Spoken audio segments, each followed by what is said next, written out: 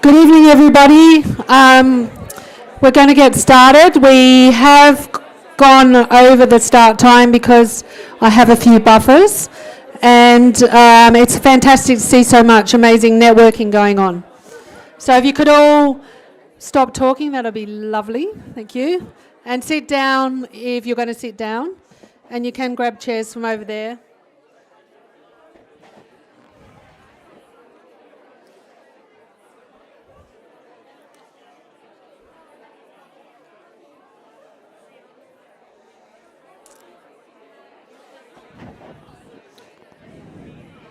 If we can stop networking, that would be wonderful. And we have people waiting on the live stream who are probably going, when are they going to get started? Thank you, everyone.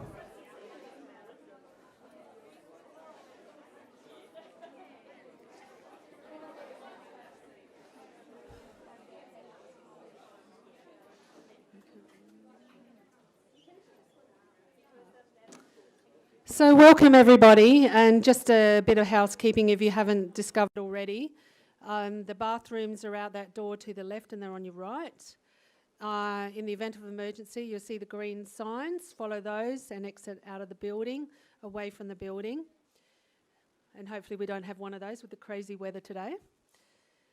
We did have quite a few people that unfortunately have had some serious problems with the crazy storm today, including my own oldest son, flooded, and we had some people that were going to be here who have had to get SES.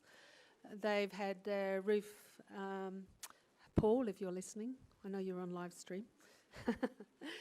A few people, unfortunately, it's nothing not to be laughed about. It's when things like happen, disasters, and have experienced myself in the past, so we cannot control the weather.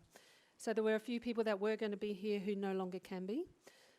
Thank you for your apologies. I know you've been texting me and emailing me, but sorry I haven't been able to respond while getting this set up. But before we go any further, of course, we always have to... no, it's not going to work. Oh, sure. Down arrow. Yes, thank you. So we acknowledge the traditional custodians of the land, of the country, throughout Australia. Because we have, I'm not just doing about South Australia, because we have people virtually from every state and territory in Australia online at the moment, and welcome. And we recognise the continuing connection to the land, water, community and the cyberspace. And we pay our respects to their culture and their elders, past, present and future. It's not going to work for me, technology. So this event is a number of organisations coming together to sponsor, and without that, these things can't happen. And it is Cyber Week, Australian Cyber Week. And yes, we are on the 4th day and there are still events. And an important thing with everything that's happening in the world, you would have seen on the threat map when you came in, the millions of attacks that are happening every day. Now that's just a small part of how many attacks there are, because that's just one company and the people that utilise their service that are allowing to show their firewalls what's being attacked.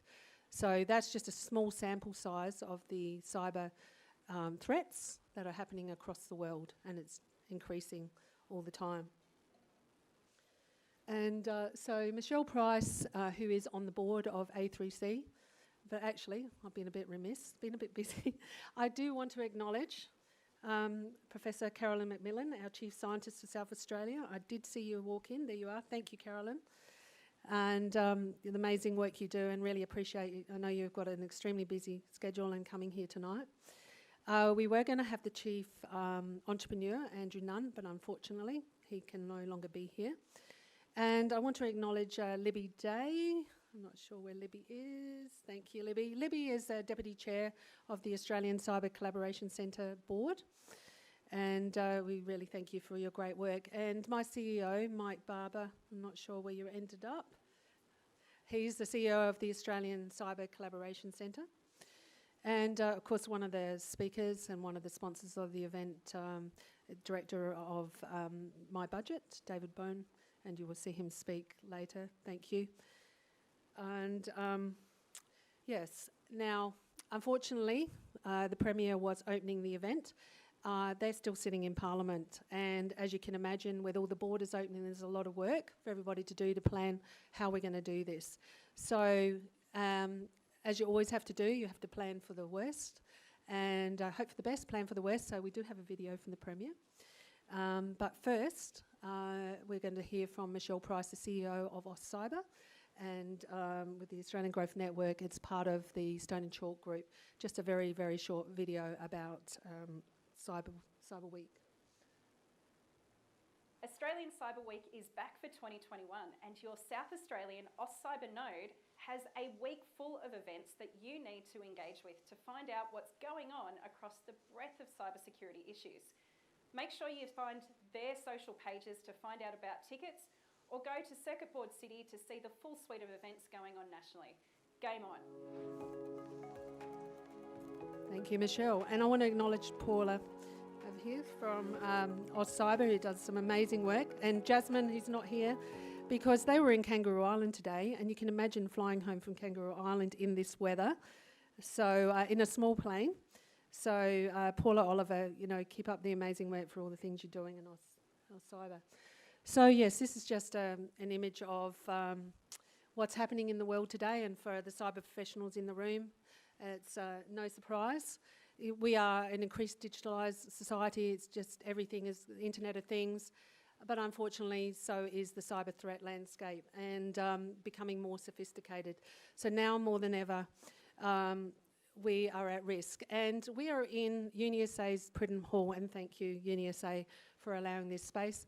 Now, you've probably heard in the media, UniSA experienced a significant cyber breach earlier on, and David's going to talk about MyBudget and Taylor's Wines. And they were the reasons I really wanted to have the event in this space and have Taylor's Wines as a sponsor, and of course MyBudget, because for everybody in the room, if you're not working in cyber, it just shows you there you have higher education, you have a wine company, and you have a fintech. It doesn't matter what your organisation is, what industry sector it is, it's not if, it's when.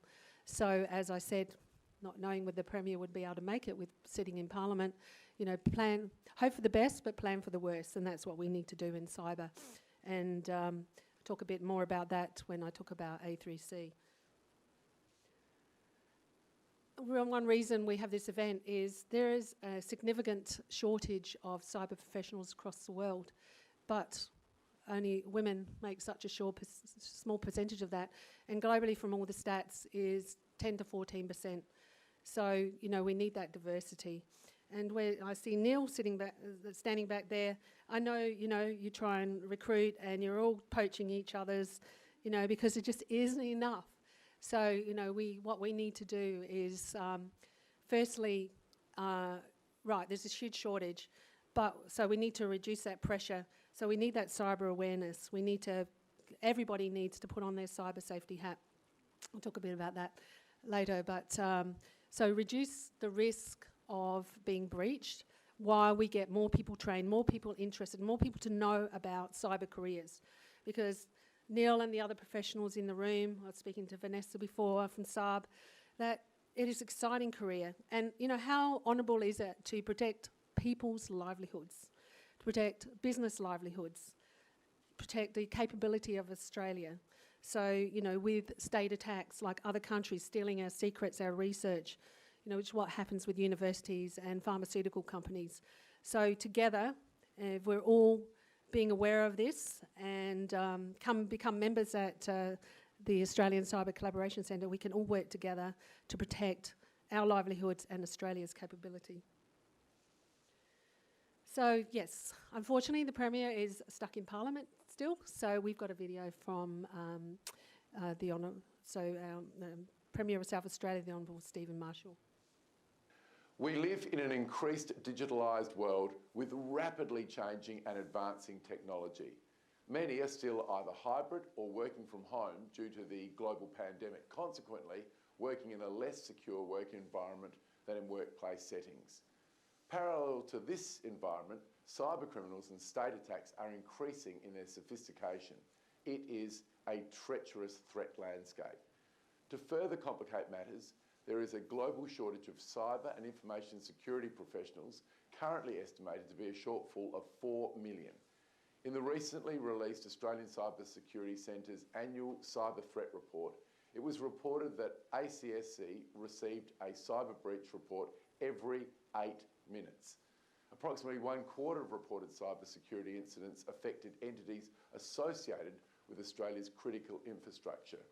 The state government takes cyber security and cyber safety very seriously, heavily investing in the Australian Cyber Collaboration Centre, the A3C, and its infrastructure, including a state-of-the-art cyber range based at our Innovation and Entrepreneurship Hub at Lot 14. Two ways Australia can counteract this serious problem is to build awareness via education to reduce the risk of cyber and data breaches, and also to unlock cyber workforce diversity. Globally, women make up 8 to 14% of the cyber and information security workforce. A diverse workforce and diversity of thinking is a smart workforce. It is good business to increase women in cyber and information security roles. Hear, hear. Now, we can't do events like this without having sponsors, so I want to do a thank you. As I mentioned about Taylor's Wines and University of South Australia, Taylor's Wines is our wine sponsor, and UniSA for this magnificent space here as our venue sponsor, who have managed to get through and come to the other side. One thing we need to have is our incident response plan. So as I said, hope for the best, plan for the worst, because a lot of organisations do not recover. So well done to Taylor's Wines and UniSA and MyBudget for getting through significant breaches. Now, I have another hat apart from, so I'm Gail Jackman, I'm the training manager at the Australian Cyber Collaboration Centre, but I'm also the chair of the Institution of Engineering Technology, South Australia and Northern Territory, and on the exec committee in Adelaide for the Australian Women in Security Network. And we have Jill here, our national chair and president, and Yvonne Sears, and they're both speaking, who is our current Adelaide chapter lead. Now, part of my committee is over here to my left near the IET banner. So we're all volunteers, we're unpaid, so we really care about STEM and the capability of that, and supporting programs and particularly women, and I'll talk a bit more about that later, but thank you. And for us being sponsors as a committee agreeing to that. And Australian Cyber Collaboration Centre, A3C for short, one of the sponsors, and our sponsor who is very passionate about supporting women in cyber and women in tech and women in STEM as part sponsor of this event. And AustCyber, and Paula there again, because without these organisations and the people that work for them, being passionate about these things and volunteering their time, going beyond the call, we can't make things like this happen and bring all these people in the room and having those conversations. Somebody asked me about, I'm a data scientist and I want to work for cybersecurity. It's about connecting them with the right people to make this happen.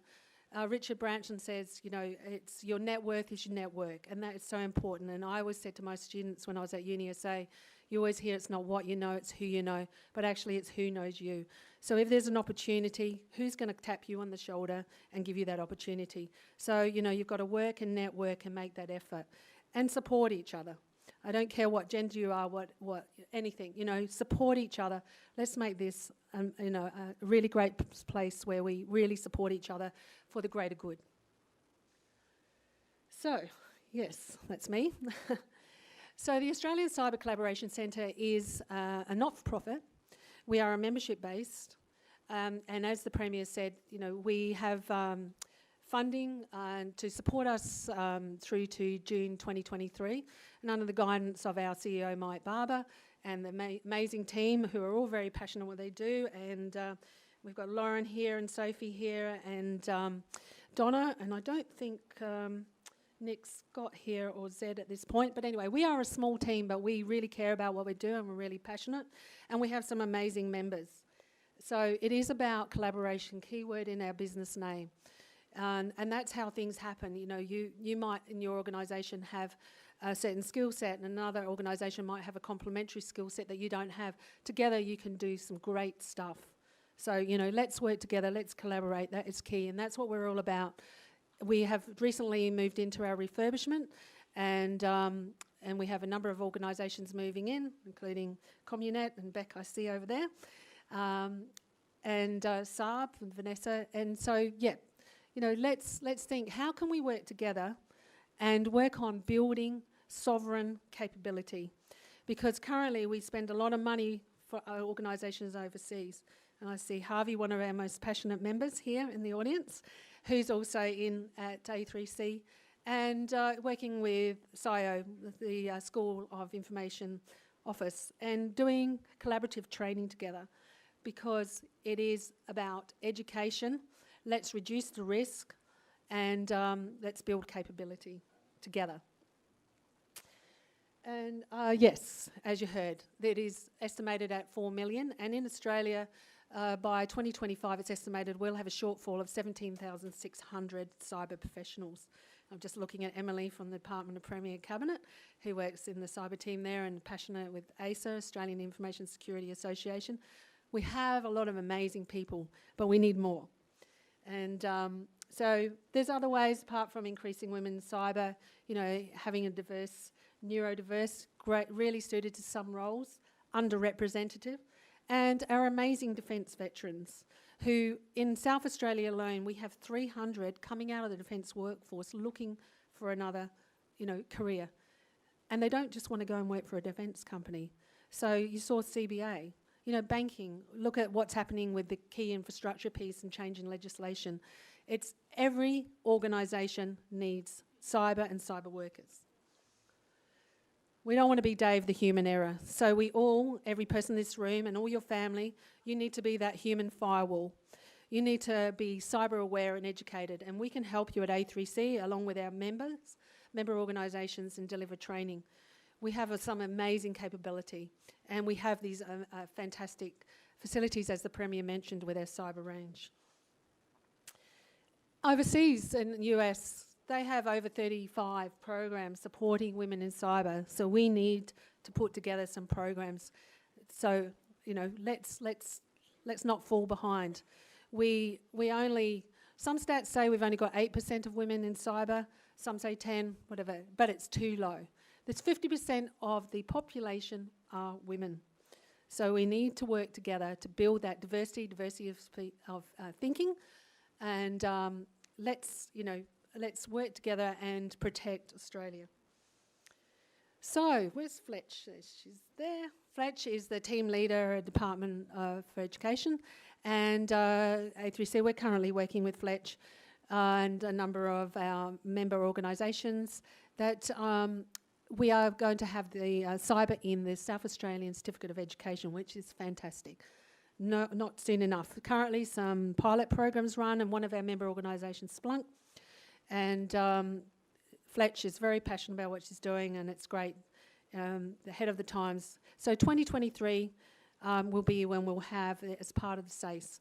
But there will be a lot of opportunities for students from year 7 right through to finishing in year 12 to understand, and we need the member organisations to provide information about, well, what are the skills that are needed, what are the attributes, what would be a day in the life of, why would you want to pick cyber as your career? So let's work with Fletch and make sure we get a lot of kids choosing cyber careers so we can reduce the risk that's happening. Where's Teresa? Teresa is very passionate. So Teresa is CEO, founder of STEM Fast Track. So we need to start early on. And they're partnering. And Rachel, where's Rachel? Rachel, and is David here? He was coming. Mark, sorry. Michelle, okay. Yeah, Mark was coming. Look, Accenture is sponsoring, they're partnering. That's an amazing initiative, and we're supporting it at A3C, and we got an event next week and one after. This is where, you know, most kids have no idea what it is to work in cyber. It is such a diverse role. It's not all about high tech. You know, it's the human factor side, it's psychology. So we need kids to understand there's a role for everybody in cyber, and everybody needs to think about cyber. So, see, Teresa, if you can help out. You know, be a mentor, be a guest speaker, provide some information. And yeah, Teresa's done some great stuff. So, look where she is. and Rachel, and you can talk about the Cyber Sister program. So there is the STEM Sister program, the STEM Mister program, and I've been supporting that for a very long time, and we support that at A3C. Keep up the amazing work, Teresa. So with IET, back in 2016, they looked at across the UK, that's where our parent organisation is, 9% of women in STEM careers. It's not, as it says, that is not enough. So we've been doing a lot of work, and I thank my committee. We always run events around women in technology, women in engineering, and supporting this event in women in cyber. And everybody's really passionate about it, and it's fantastic. As I said before, we are not-for-profit, and we are volunteers. So we do this because we care, and we work together, and they're from a diverse lot of organisations. So it is not just about cyber, it is also about STEM and tech. So yes, I say this all the time. I'm very passionate about being safe in the workplace. And, you know, January the 1st, 2013, the new legislation came in for workplace health and safety. We need this for cyber. Everybody needs to be responsible about keeping everything safe and having that cyber safety hat on. It's not just the IT department. We all need to be the human firewall, not Dave. So we need that awareness piece. And the insider threat, just as much a threat as the external threats. You saw all those threats going on those firewalls, but you know this is where there's some roles in cybersecurity is around HR. You know, who are you letting in? Are they a potential future check? Do some threats, so you know, do some psychometric testing.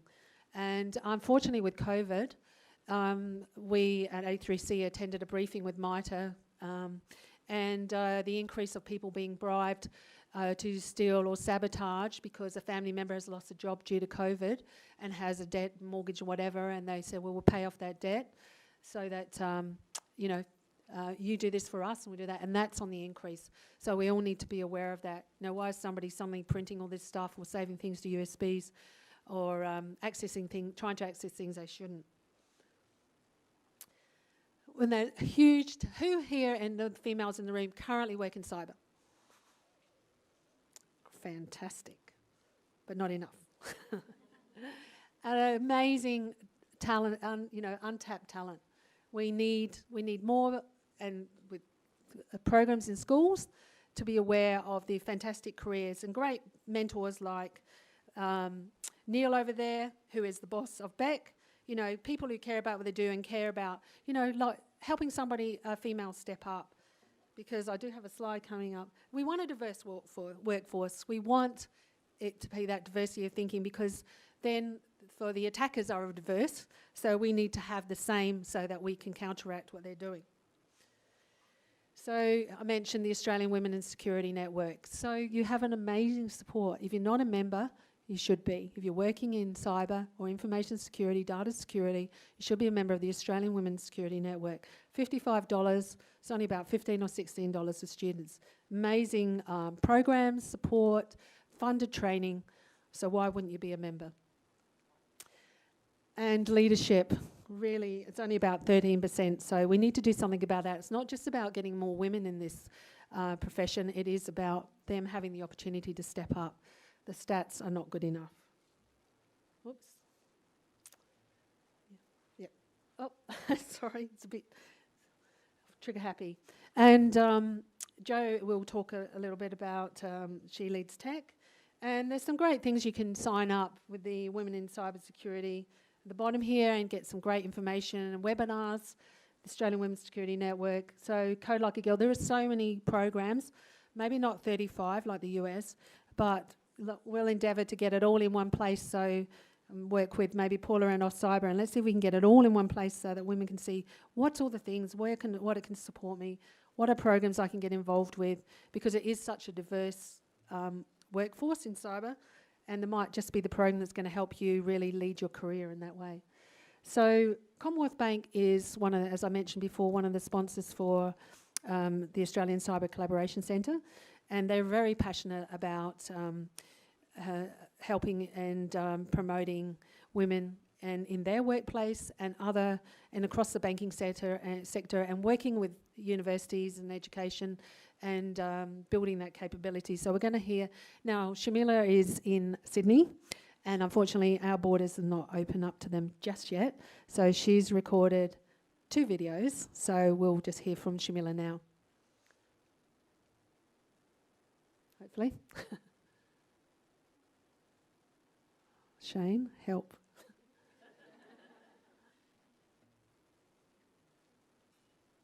Right. Why is it not working?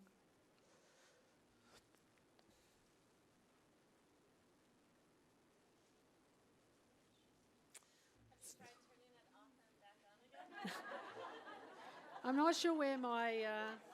I've got... Now, you always have to, as I said, you have to hope for the best but plan for the worst. Thank you, Adam from UniSA, being a support here this evening. Why is it not working?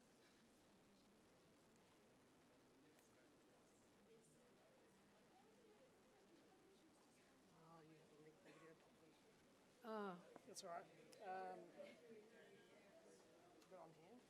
it is on there.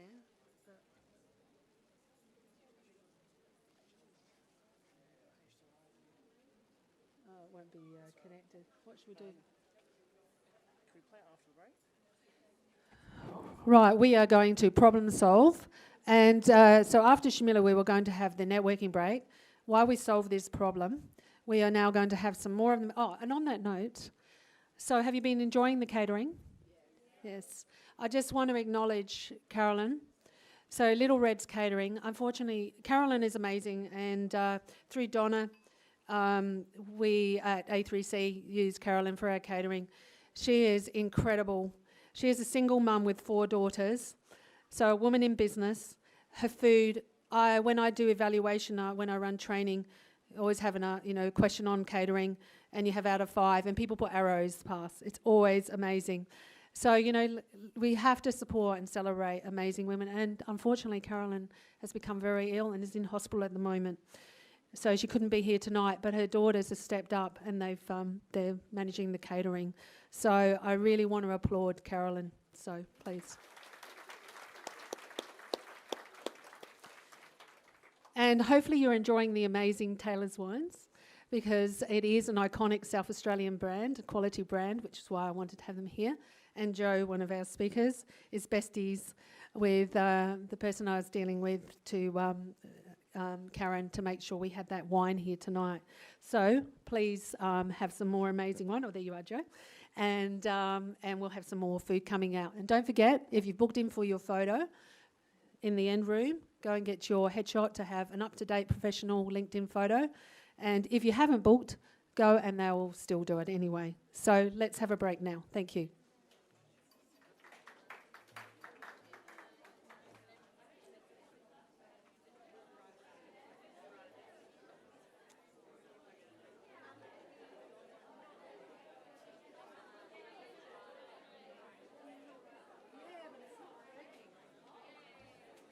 It's plugged into their laptop.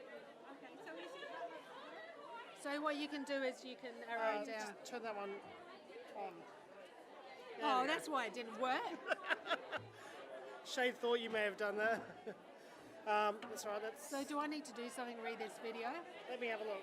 So what will happen is I'll do Shamila's video, then I'll bring you on. So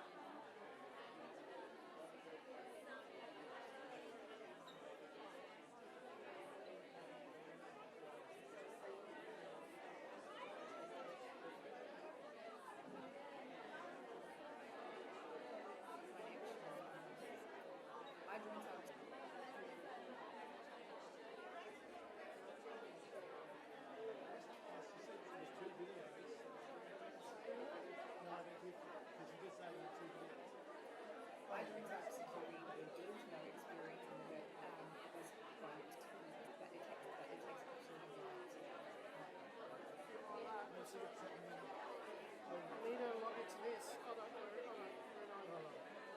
where is she? Oh, over there.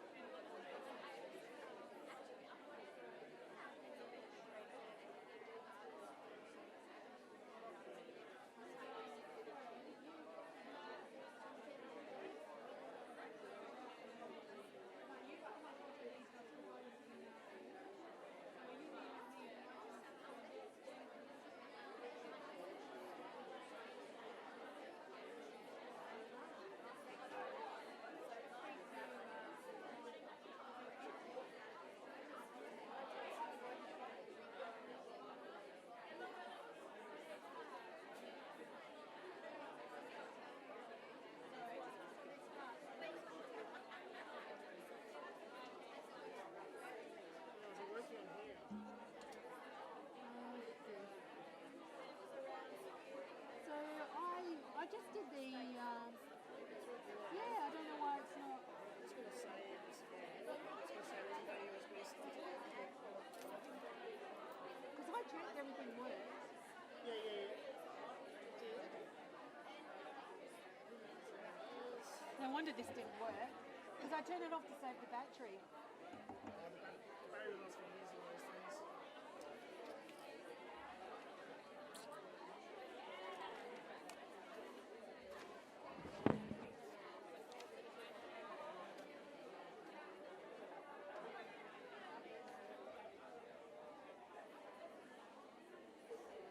It's probably quite a big file with all the videos in it. That's right. I've got a really fast USB stick. There we go. So you like,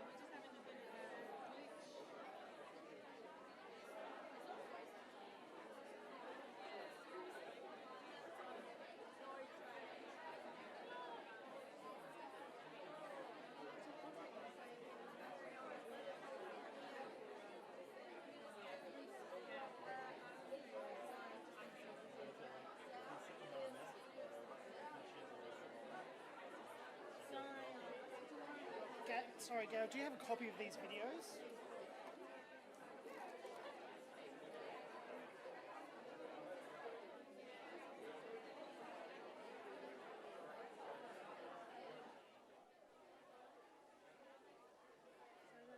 Those two there?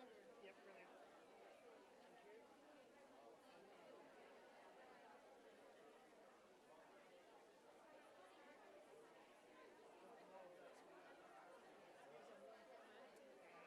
Our boy doesn't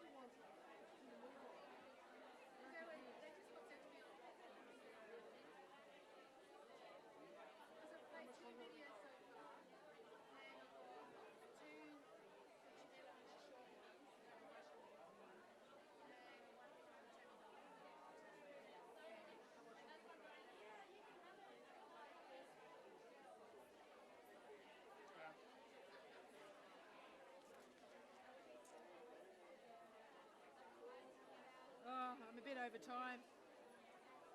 Give me another few minutes.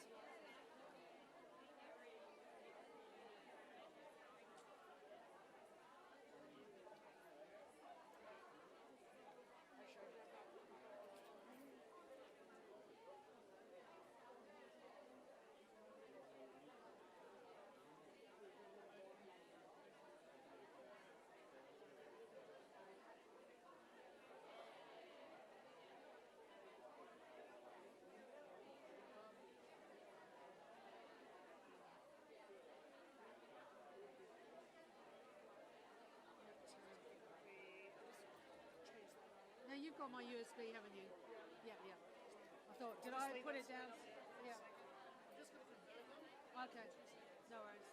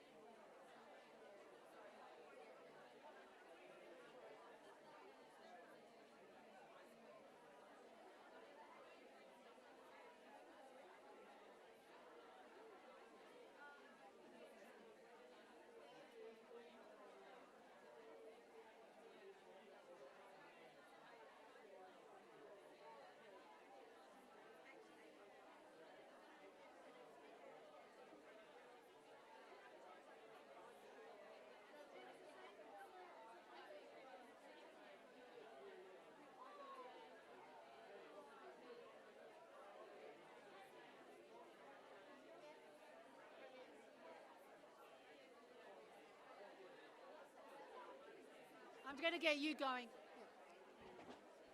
Hi, everybody. If we can sit down again.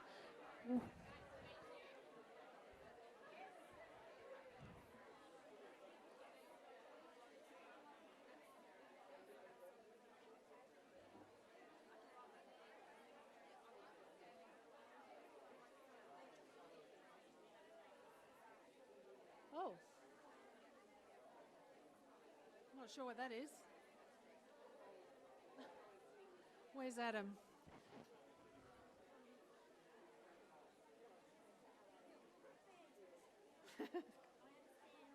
No. She's great.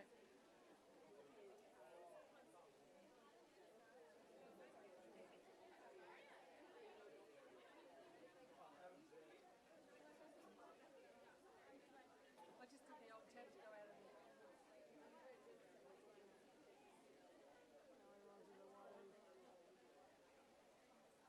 So we're going to go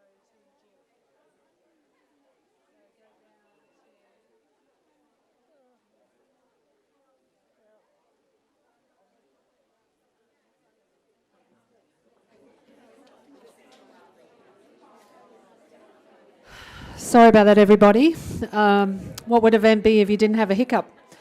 So we are still we cannot understand why the videos wouldn't play because they're exactly the same format as the Premier's and Michelle's. I played them maybe 30 times before this afternoon. But as you know, Murphy's Law, maybe it's the weather, who knows. But so we're going to please welcome Professor Jill Slay. All that very long, illustrious title, many roles, many hats. And for this event, very important, National President and Chair for the Australian Women in Security Network, and works in the satellite space, SmartSat, because everything needs cybersecurity. And Jill's going to come up and present to us, so please welcome Professor Jill Slay.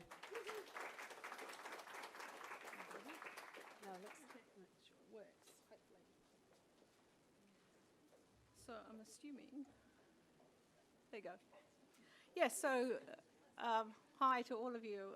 I recognise lots of people from the past, people I've taught, and AWSM members. So I'm just going to speak just very briefly about the Australian Women in Security Network. So this was founded by a visionary, somebody in their 40s now, Jackie Lustow, and she and I met 7 years ago when she was still working for a bank in a technical cybersecurity role, and I was the first ever speaker to 30 women in a bank room somewhere in Collins Street. And I can remember saying, what are you guys going to do for each other? But what I've done as a professor over those years, every time I could have considered myself a member, but before we had no formal membership. So I used to send all my female students to her for her to look after.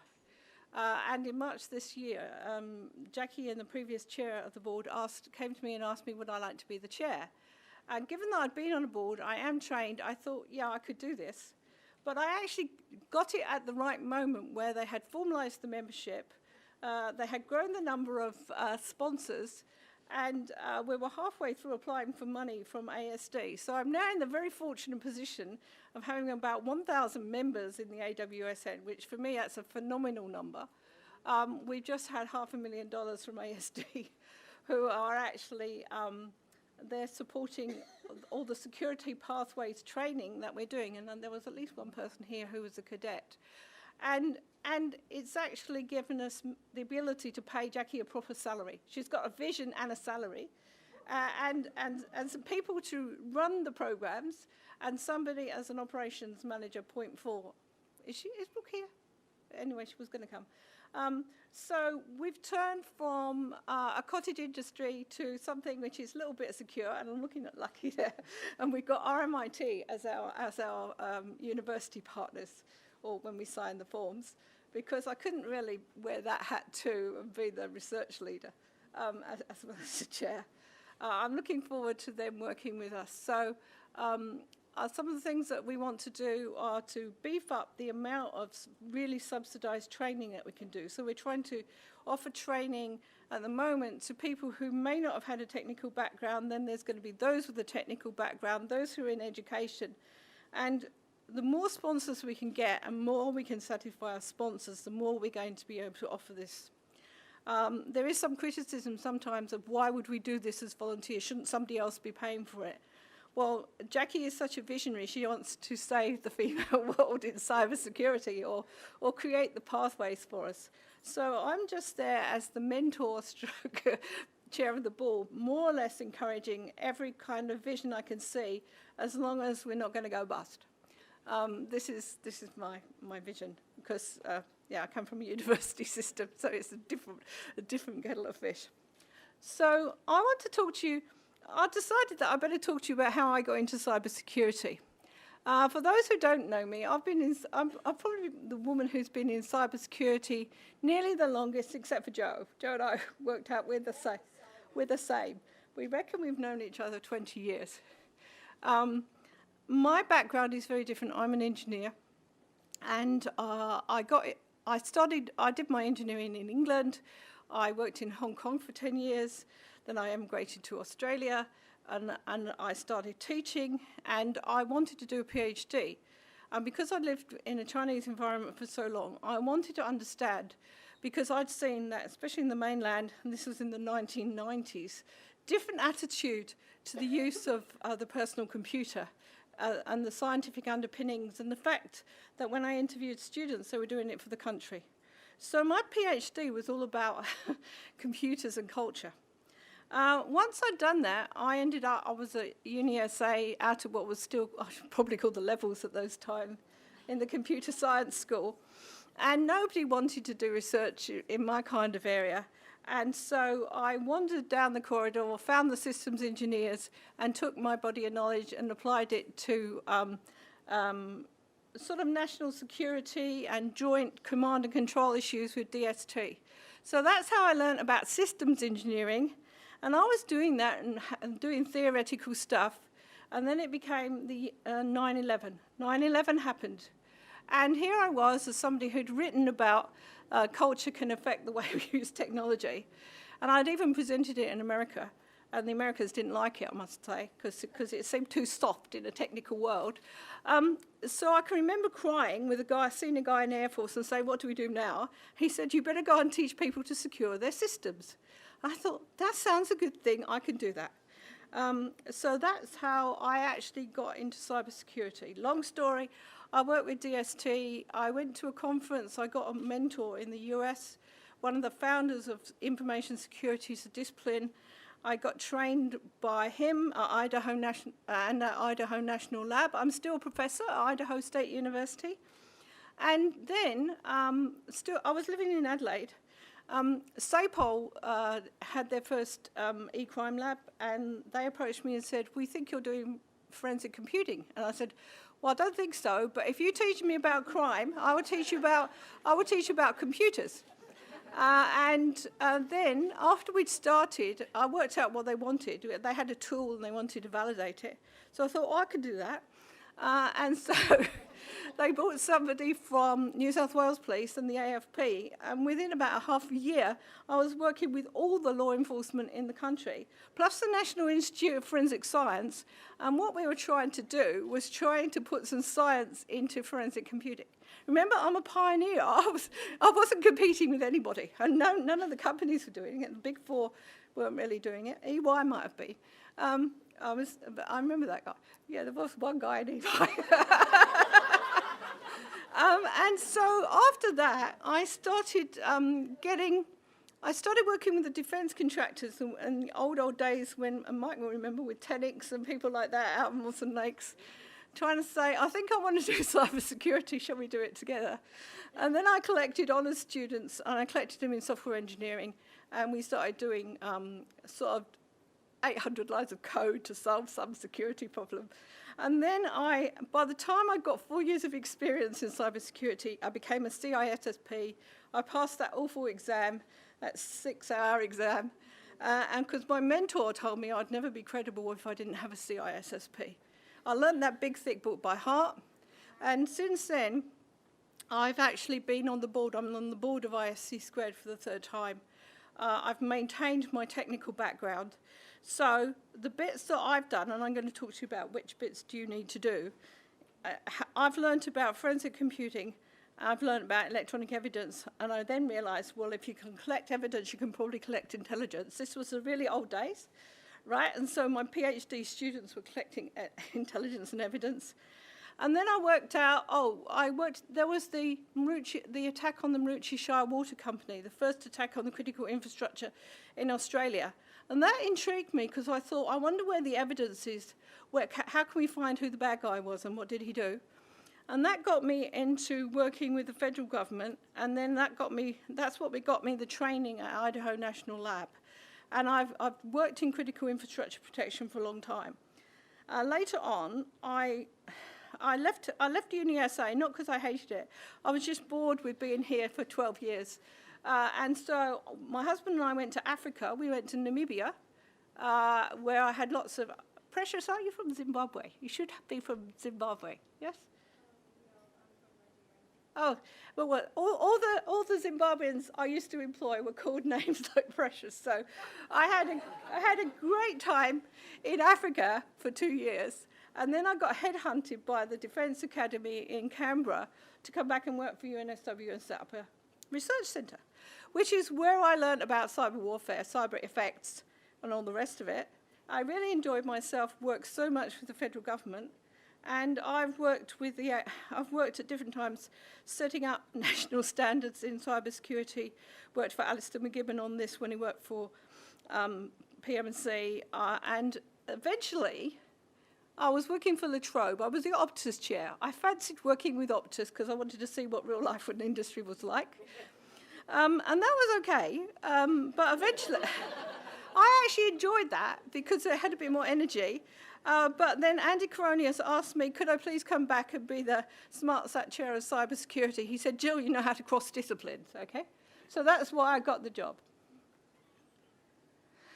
So, I don't know how long, I'm trying to speak quickly. So I want to talk about what is cybersecurity, because it seems to me, among the 1,000 AWSM members, there are a lot of people who've come from very different directions into cybersecurity. Some of it is technical, some of it is non-technical. So I've looked for a definition which I think is helpful. So essentially it's saying here, it's a computing-based discipline. So we must know something about computing to do this discipline. We don't have to have a degree in engineering, but we will need to know something about the technology and the risks. But there will be a load of other kinds of risks, people, information processes, etc. So I'm a strong proponent of interdisciplinary study. And when I was at UNSW Canberra, I set up a whole suite of master's degrees which are still there, and I cannot compete with them in anywhere else that I work, because there's a master's which has law and cybersecurity, law, policy and cybersecurity. There's the sort of the CASG, the sort of project management version of cybersecurity. There's the vanilla flavoured version of cybersecurity, forensic flavour, and the advanced tradecraft for you know what. So I've tried to say there are so many people who want to do cybersecurity. They've got so many undergraduate degrees. Let's value what they did, but now let's add enough technical stuff so they can go out and do a job, and somebody can come into the room and say, there's a problem, and you need a firewall, and at least let them know whether the firewall is a good answer or not. That's all I was ever aiming for, and that has worked very well. So my advice for you is, wherever you started from, add layers and layers and layers of knowledge. And you'll see that I have worked in so many areas with so many people. It's lifelong learning. If you want to be passionate and kind of save the world, and I always am saving the world.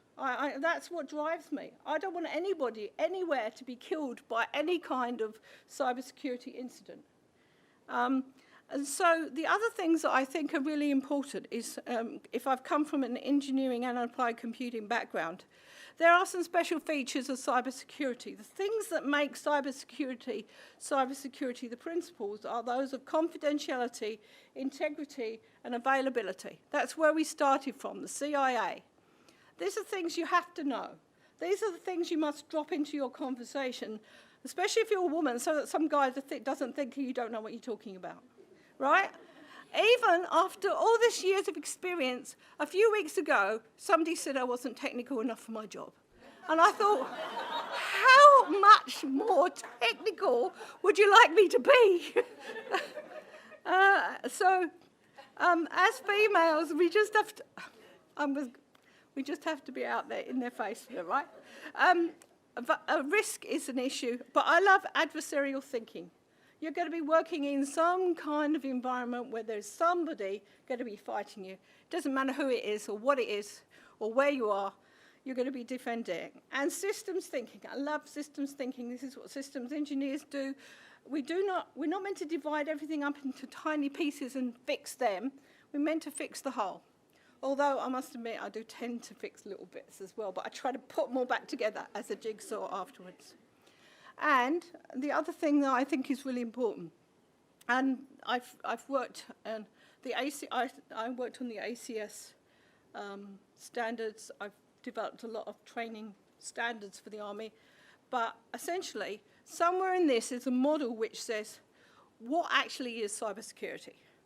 So I use this one, which you can get if you look up IEEE ACM 2017. At least you can say to yourself or to somebody else, somewhere in here I'm looking after data security, software security, system security, human security, organizational security, and societal security.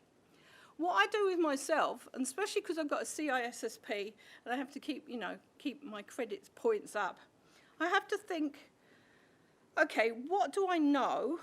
Where can I go deep? Where do I have deep knowledge? And where shall I have broad and superficial knowledge so I don't look like an idiot when somebody starts telling me something about something I don't know? Because this is so broad and so cross-disciplinary, and as women, we tend to have the imposter syndrome, so we think we're not good enough anyway. But here we are. So what you need to be able to say to yourself and to somebody else, well, where do I have deep knowledge? And what is the kind of broad knowledge that I've got which helps me understand this discipline? And it helps me understand law, policy, regulation. And I don't believe in having technical solutions which haven't taken on board law, policy, and regulation. And people.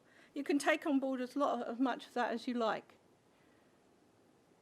So, who then can be a cybersecurity professional? Definitions already provided and domains explained. So I'm saying, if you can live in one of those domains, and that you particularly know the CIA of security, that there's adversarial thinking and systems thinking, and if you can incorporate that into all your explanation of your work, or if you can put it there as a goal of where you're going to go, then you are a cybersecurity professional. I think if I'm right looking around the room, whether you did Cert 4 undergraduate or a PhD, and if you're in cybersecurity, you've had to come to terms with those principles and all those applications. One of the things I don't like when I'm employing people who've just got a PhD is that their PhD is often so theoretical, so full of algorithms and with no knowledge of application, that I don't know what to do with them. So now when I employ postdocs, I say they've got to have CISSP, CISM, something similar. They can have a Cisco certification, CCNA, CCNP. I actually don't mind what they've got as long as I can see some application of knowledge. Because I don't want to have theoretical solutions in my kind of lab, among my kind of people, because I'm still trying to save the world. And at the moment, I'm trying to stop satellites being hacked, or I'm trying to imagine the context in which a satellite might be hacked and then stop it. So, all genders and backgrounds collaboratively. I sort of like the idea we have to have diversity of thinking. I hear it a lot in AWSN, but we have to have strong, deep, technical, diverse thinking. Some of us have to know some of the technical stuff. Otherwise, we will be accused of being superficial, as one who has been accused of being superficial for 20 years. So we have to have something we know deeply. We can cross disciplines. You can know marketing deeply. If that was your undergraduate, as long as you can market from knowledge, you can communicate from knowledge. My daughter did medical laboratory science and a master's in cybersecurity. Medical plus cyber. Yeah, you need both. You need solid foundations. But digital transformation across society means that we as women should be out there learning about the new technologies and risk. So IoT is one that we're very familiar with. You know, it's, well, the Americans have had legislation much longer than us and regulation much longer than us. But basically, often citizens don't know they're using IoT devices. There's nothing about them which is, it's not patchable, there's no passwords, that kind of thing. Lots of risk. And we're seeing connected, I'm just picked things at random, connected soldiers, smart cities. But we are the people who have to work out the risks in those developments in society. 5G, cellular and non-cellular, faster speed and larger bandwidth, what's that going to mean? It's going to mean everything's going a lot quicker, and we're going to have to secure things go much more quickly.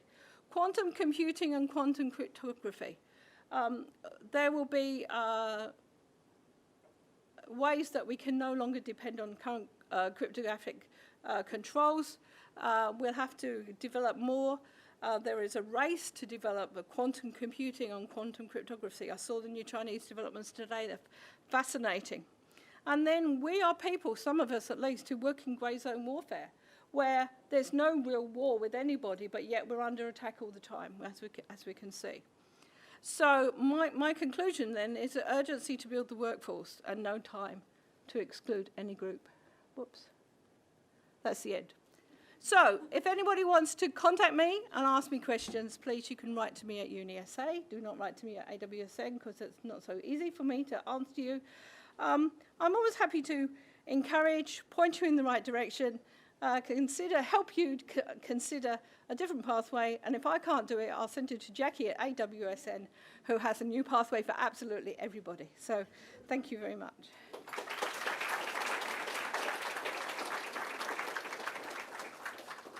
Thank you, Jill.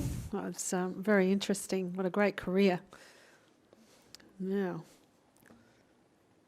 let's hope this video works. Please. I got. Oh. Help, help. You turn the sound down? I need to go back to the beginning.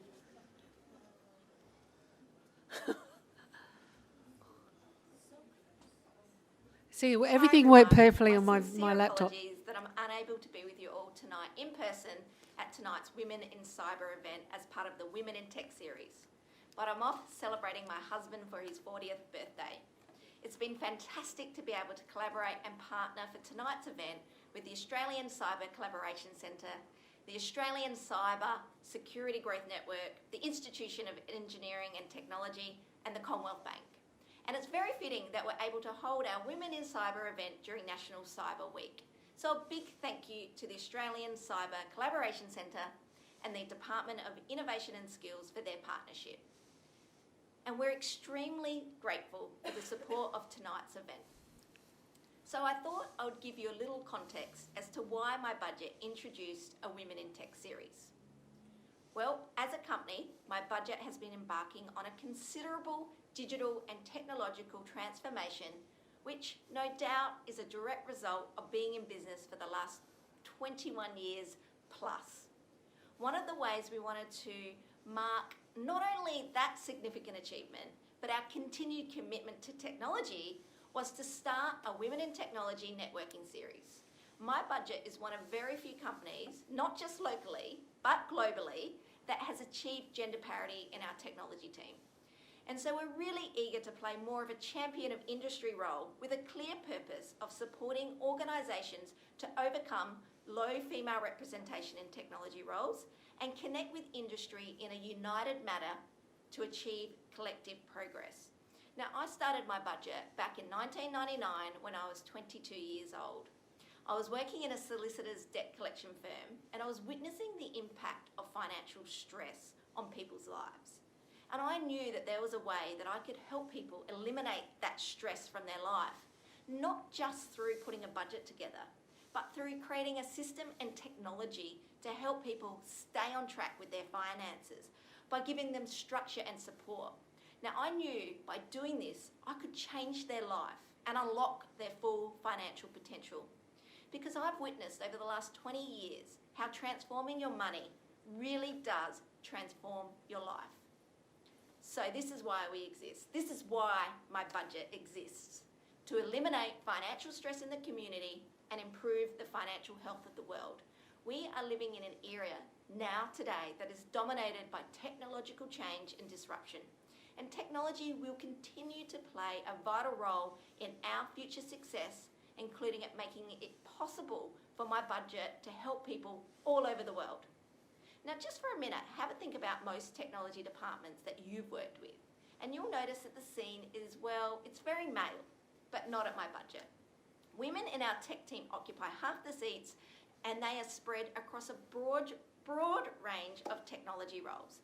Gender mix in technology is a strategic advantage to business and society. Our team is a genuine anomaly in an industry that's been traditionally dominated by men. And it goes without saying that each person in our tech team, male or female, they won their role, they run their position by being the best and brightest candidate for the job. Research that's been commissioned by PwC showed that 3% of females say a career in technology is their first choice. I should say only 3%. 78% of students can't name a famous female working in technology, and 16% of females have had a career in technology suggested to them, whereas 33% of men have it suggested to them. 5% of leadership positions in the technology sector are held by women. At MyBudget, we want to encourage more women to consider a career in technology. Technology is where some of the greatest opportunities for world betterment takes place, just like what we're achieving at MyBudget. We're striving to produce elevated, authentic experiences that are enabled by our technology without losing sight of the human connection. Underrepresentation of women in technology means there's an absence of female voices in the digital technology revolution. We're living in an unprecedented era of tech advances that are helping us to reimagine our reality. And if we don't actively encourage the equal participation of women in technology, we run the risk of producing a tech-centric future that's been designed primarily by men. But why is it important? Well, women in tech now will encourage more girls to pursue their own interest in tech and therefore enable greater equality. Having more women in tech will mean that there'll be more female tech leaders and more girls thinking, hey, this is me, because I truly believe what you see, you can be. I'm a woman in tech and I love it. Now, tonight's topic, women in cyber, is such an important one. As many of you may be aware, last year we were the target of a malware incident that caused significant business disruption. And to say it was a tough time is probably a massive understatement. It was quite possibly the most challenging time I've ever experienced in my professional life. But we pulled through as one strong, united, clever, nimble, resilient team. We lent on industry professionals, friends, colleagues, educated ourselves and rebuilt. Cybersecurity and the Essential 8 sits front and centre for us now. And I'll let Dave share more about our journey with you all. I really do hope you all have a wonderful evening tonight, and thank you once again for coming along and being part of such an important conversation. Very well said. So, Dave, please come up. Let's hope everything works. Thank you. Good evening. Yeah, we started these events because we really want to encourage, obviously, more women to get into technology, but it's really trying to encourage more people to get into technology. I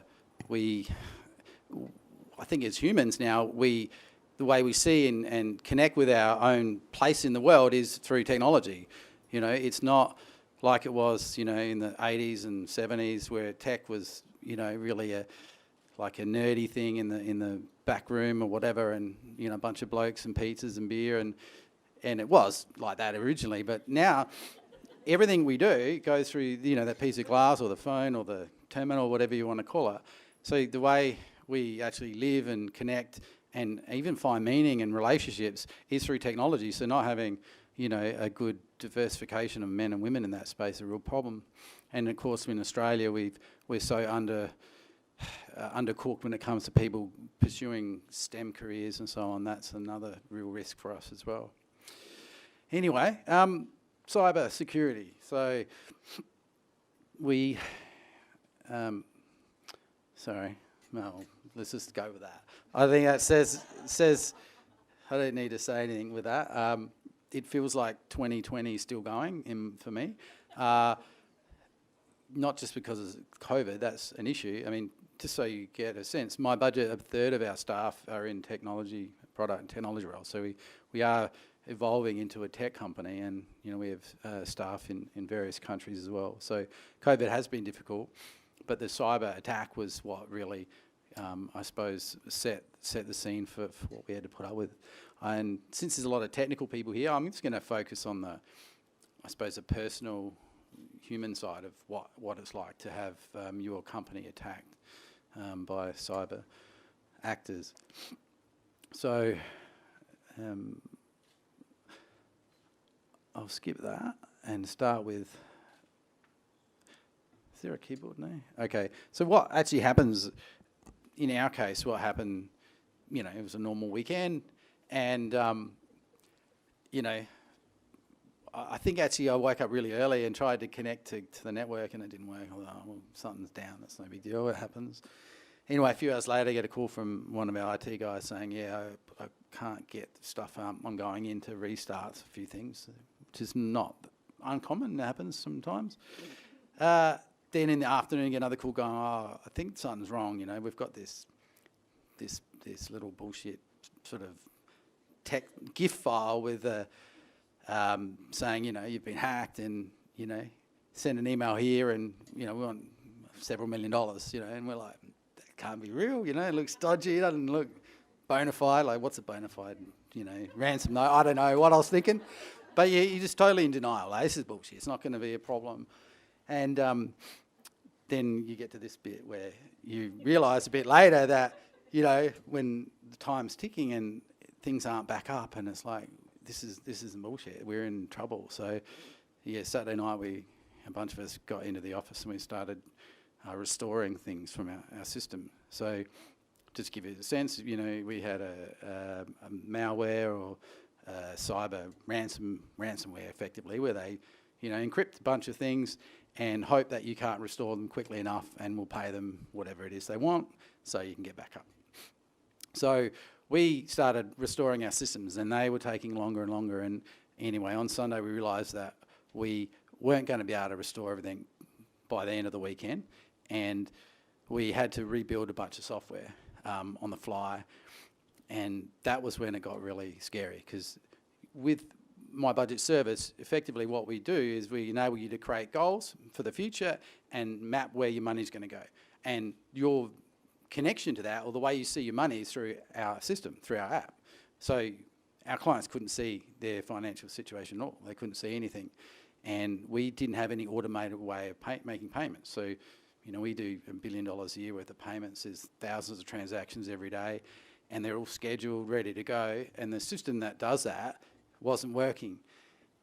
So that was Sunday, and the amount of stress is insane. And I suppose some of the guys here mentioned it before, the word was brutal. That's not even enough either, I don't think. I mean, it was the toughest time I've had in my life.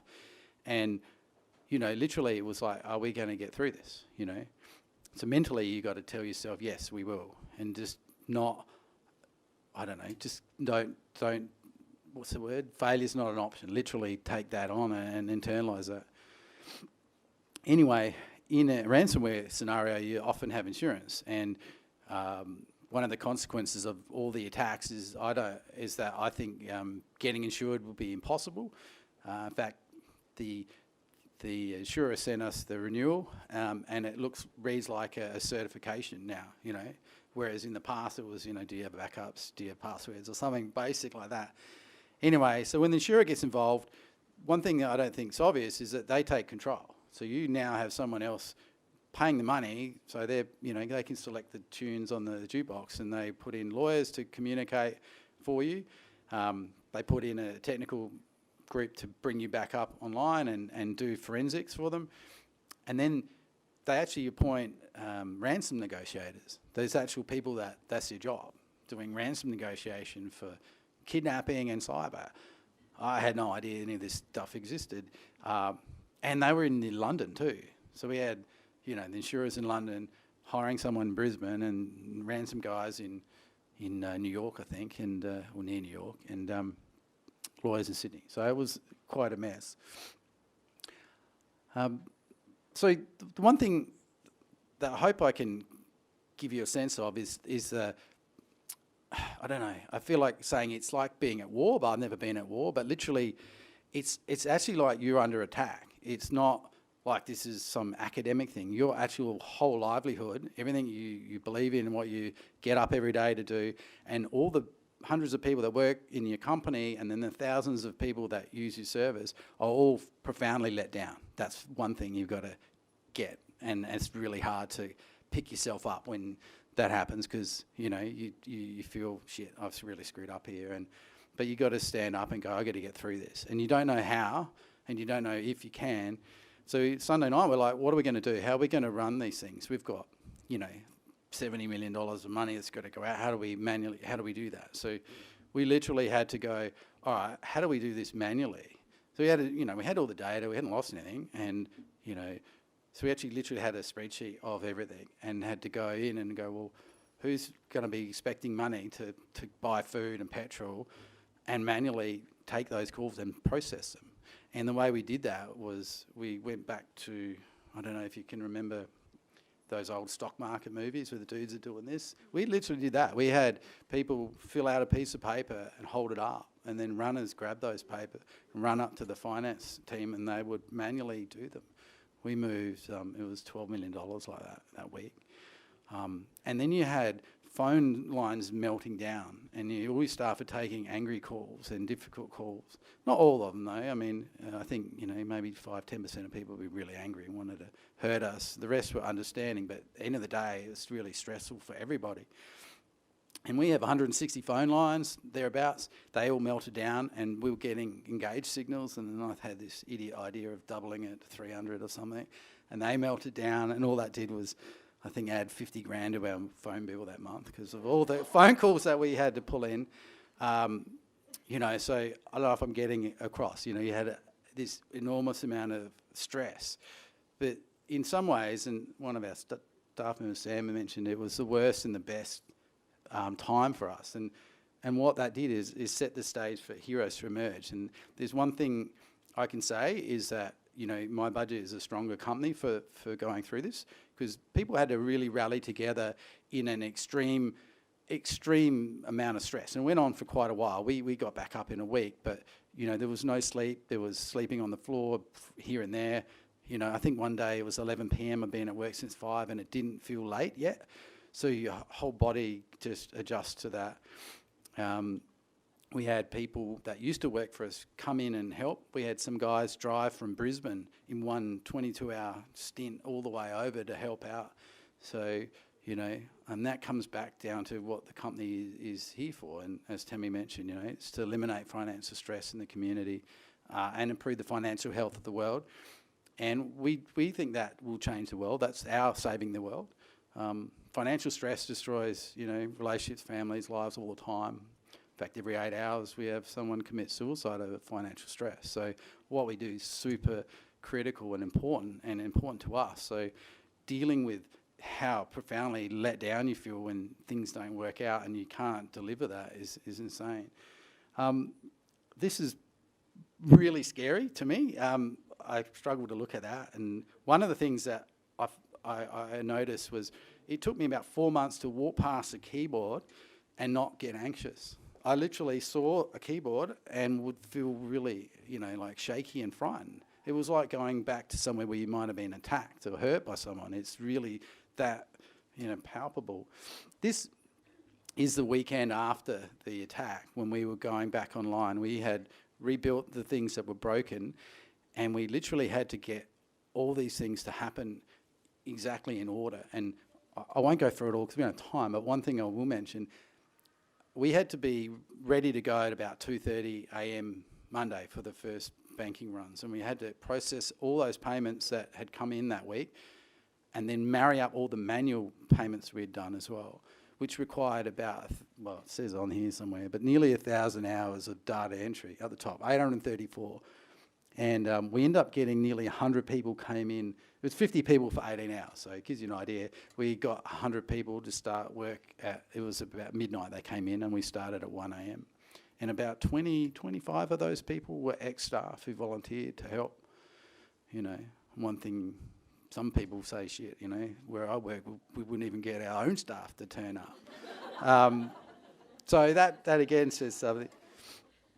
And, you know, just to wrap up, you know, this is our vision as a company. Like I said before, my definition of a company vision, and it's really important, is what will the world look like if you achieve the purpose that your company has? So as I said, our purpose is to eliminate financial stress in the community, improve the financial health of the world, and our vision is that we want to live in a world where financial stress no longer destroys families, relationships and lives.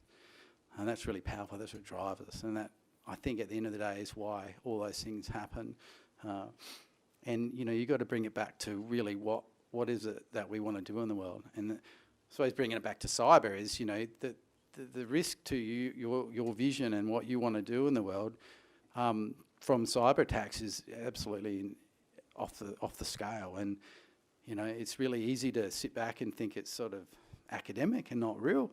And, you know, a bit like statistics with road accidents or shark attacks, you don't really take it serious, but this stuff is much more serious than we realise, and that's the biggest lesson I have. And I thank you.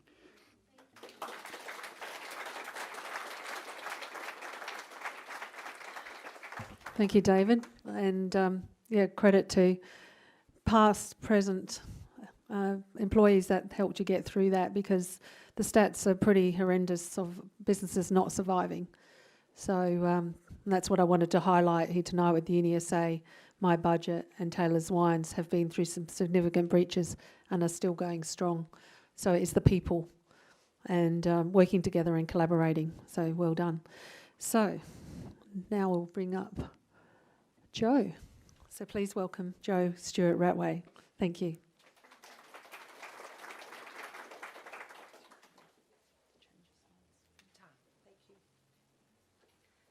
Hello everyone. How are you this evening? Fabulous, that's what I like to hear. David, I've got one issue with your presentation. It was fabulous, inspiring. That child was playing a Gibson. Wrong. Should be a Fender. Just saying. Sorry, I can't help myself. So a little bit about me, just to start. That is me, that is the COVID photo, as you can tell. I stopped straightening my hair. Best thing I ever did. I am the Director of Technology and Security Assurance at BRM Advisory, but I also from time to time get a bit silly and I second myself out to clients. So I'm currently the National Group Chief Information Security Officer for Silverchain. It's called RDNS in South Australia. So that's quite a big job, still running my consulting practice at the same time. So lots of clients' issues keep me awake at night. And Jill's absolutely right when she says we as women have to make sure that we have the credentials that make us not even though we're not lightweights, makes us appear not to be lightweights. So there are a few of mine just there, just to prove the point. But I still get mansplained too. It happened just recently. Interviewing a young man for a job, said, Joe, I'm going to give you a technical answer to that question. I might need to explain it later. My two male colleagues on the panel, of course it was virtual, a Teams messaging me saying, are you going to kill him now? And I said, no, just wait for him to finish. Just settle. Because they're saying now. I'm going, no, let him go. And at the end of it, I just said, by the way, I have a background. I'm in SCADA and operational control systems. Spent a lot of time as a CIO in the utility space. And this young man just went, oh. I think he realised that he wasn't going to get the job. So I was also asked to tell you tonight about She Leads Tech. So that's what I'm going to do. She Leads Tech is a global initiative that I am the volunteer global founder of. So I'm going to take you right back to the beginning. Once upon a time, a very long time ago, and that's the best way to start any story, right? There was this little kid who lived in the bush in Australia, one-horse town, born to blue-collar workers, but dreamed a lot. One of the things I loved to do was I loved to watch movies with my dad. It was our little thing together. He called me George and never got over the fact I wasn't a boy. 4th birthday, got a cricket bat, just saying. So Dad and I used to watch movies, and that, of course, is me over the other side there, the kid with the really bad hair and the wobbly front tooth. Mum was terrified I'd get nits at school. That's what happened to me. I was 7 years old, and I had this dream. I'd seen a movie with a beautiful, beautiful Audrey Hepburn in it, and she was at the UN making a difference for people. And I thought, that's what I want to do. I want to be her. Not as a movie star, but in that role. And this gorgeous child on this side is Audrey at 7. No wobbly tooth and no rotten hairdo. What can I tell you? So let me tell you now. I love technology. There it is. Let me tell you now about She Leads Tech. She Leads Tech is an initiative of AustCyber, which is a membership-based organisation with 165,000 members in nearly 200 countries around the world. And I had the very great privilege of sitting on its international board of directors for some 7 years. And I had continually said we need to be doing more for our female constituents. We need to also be encouraging more women into the professions that we serve as a professional body. So 2015, brand new board year. Board is meeting in Belgium, in Brussels, and they're giving out the board portfolios, as is common at the first board meeting of the year. And my name hasn't been mentioned. There are 12 board members, and we're up to about number 11. And I'm going, yay! A year of just being an ordinary board member. How fantastic is this? And then the Chief Knowledge Officer said, oh, and by the way, we have a brand new initiative, and we're giving that to Jo Stewart Rattray. And I went, oh, rats, I wonder what it is. Jo, you have the Women's Initiative. That's all I had, 3 words, the Women's Initiative, right? I mean, not a lot. The Women's Initiative. And from that point, we had to develop something. So there was a new staff member came on board, who Jill's going to meet, who's now with IRC², who was absolutely sensational, and she and I worked together to form this initiative. First of all, we went to our membership base to see if this is what they wanted. So when we were in Washington, DC, at a large conference, we asked if anybody would like to join us in some forums, some focus groups. We thought we might get a few people. We were oversubscribed in 15 minutes. So that told us that our constituency base wanted it. So what did we do? Well, we developed a mission to build a healthy digital world that is safe, secure, and accessible to all. The vision is technology knows no gender, no colour, no age. It makes no assumptions, holds no biases, and has no bounds. When used for good, technology can level the most uneven playing fields and better the world. We believe that together, the tech community, we can create a digital world that we are proud to be a part of. A place where all people are safe, secure, and most definitely equal. Clearly, we want to address the underrepresentation of women in the tech workforce, more generally, and particularly in cyber. So we began to roll the program out across the world. All kinds of different initiatives, education, awareness, raising awareness both in our male colleagues and our allies as well as ourselves, right? This is a story for men and women because the only way we make a difference is by standing shoulder to shoulder and working together. So I've had the very great privilege of rolling the program out myself in 17 countries. And I have met some amazing women. We inadvertently created safe spaces in some countries. Kenya and Zambia were two examples where women were telling us horrific stories of how their lives had been, for a period of time, destroyed by forced and child marriage, by harmful practices, all manner of things, but they had thrived. They had come to the fore and they had thrived. It was quite an extraordinary experience to hear these stories. I was very humbled by it.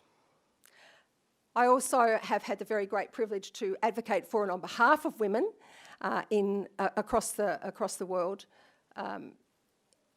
In Australia, obviously, lobbying and advocating at our Capitol Hill, but also talking with legislators and lawmakers in the United States was very interesting, where we can actually go into a senator's office and ask to ensure that a particular bill is endorsed, something that we can't do here. So I had that great privilege of spending time on both the Congress side and the Senate side of the House in Washington, DC, on Capitol Hill. But probably the most amazing part of this journey is, remember that little kid who had a dream? That little kid who dreamed of going to the UN? In 2018, I had the very great privilege of taking the She Leads Tech program to the United Nations when I was part of the official Australian government delegation to the 62nd session on the Commission of the Status of Women. This is where you actually make a difference for women for a roadmap for 6 years and hold 193 member states accountable.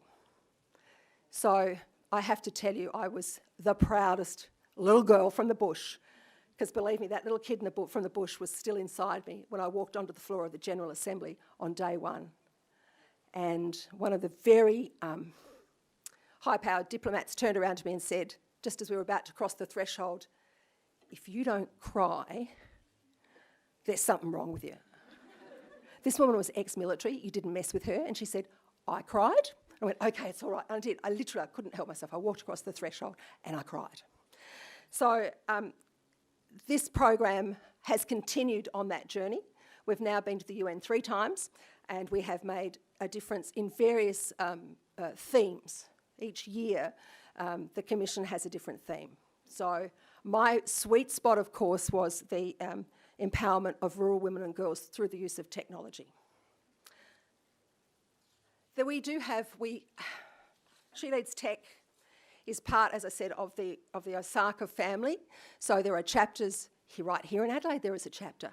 So if you want to be involved with She Leads Tech, you need to contact the Adelaide chapter of Osaka, or indeed contact me. I have no issue. Link in with me. Send me a message and I'll see if I can put you in connection with the right people, because it's a great program. You know, we continue to work together. There are all kinds of things that we are doing across the world. We have cyber sleuth programs for kids.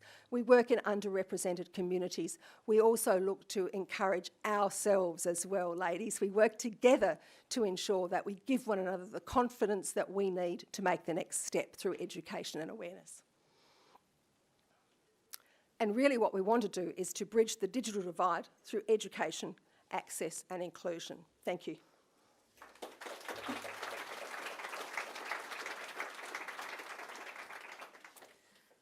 Wow, thanks, Jo. Now, we'll have Yvonne. We'll come to those videos at some point. They're sorted? Cool. Where is Yvonne? Where is Yvonne? Ah, cool. So please welcome Yvonne Sears, and she runs her own IS Defence company, and also is an industry advisor with the Australian Women's Security Network. Welcome.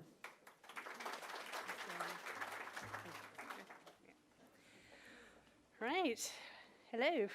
I'm the Managing Director of IS Defence. It's an Adelaide-based security consulting firm. Also the one of the founding members of that company too. We now have a...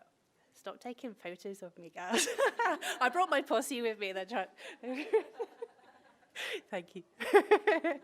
We're now a team of 21, purely focused on Adelaide businesses and AWSN as well. So I'm the chapter lead for AWSN for the last 7 years, which is quite a feat. so yeah, I've been asked to tell you my story. So here I am, the accidental cybersecurity consultant.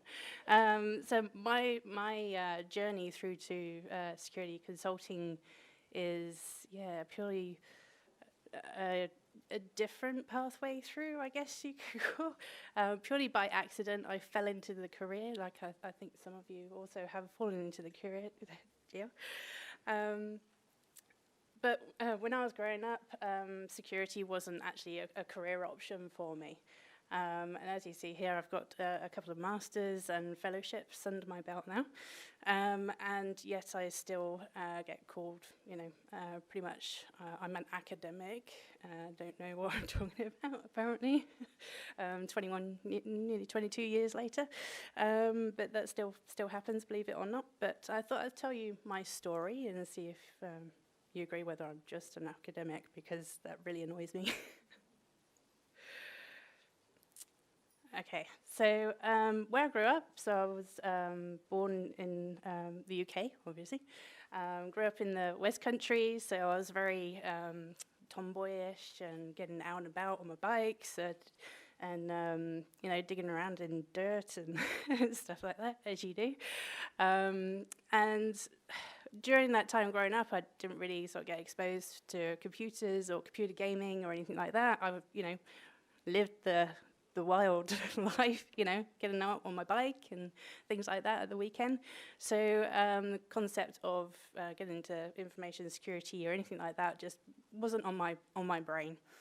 But I knew what I liked. I really enjoyed my sciences, my art, really enjoyed animals and things like that. And I was very active, so a very sporty sort of kid as well. So I wanted to be an anthropologist. That's where my brain went.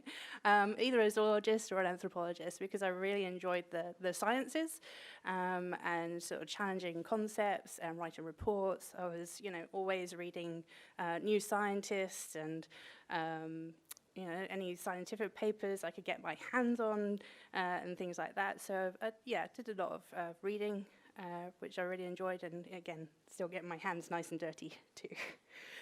So I thought, okay, this is the path I wanted to go on. I had a Commodore 64 was my first introduction to a computer. I don't know how many people know what a Commodore 64 actually is. There's some young faces around here. So, just playing the odd game, but I actually taught myself how to speed type as well, because I saw the advantage of being able to do my homework very quickly.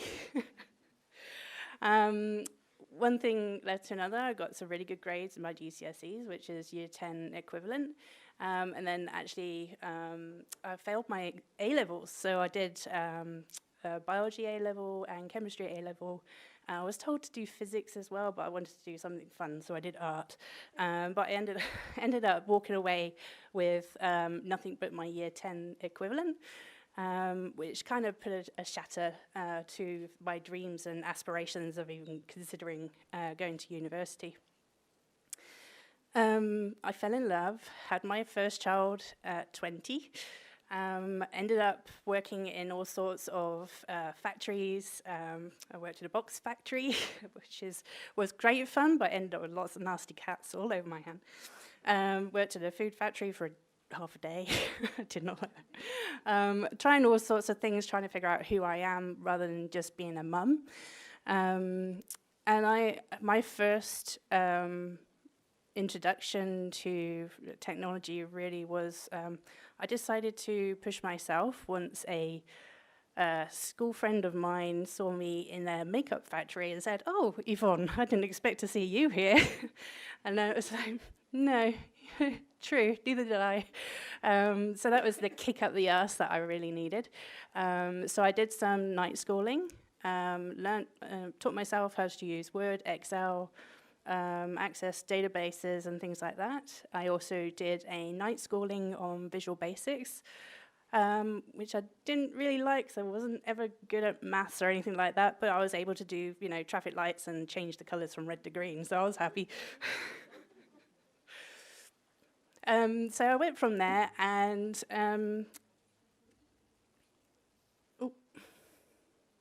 I guess my tenacity saw me on the face of, on the path that I'm on now.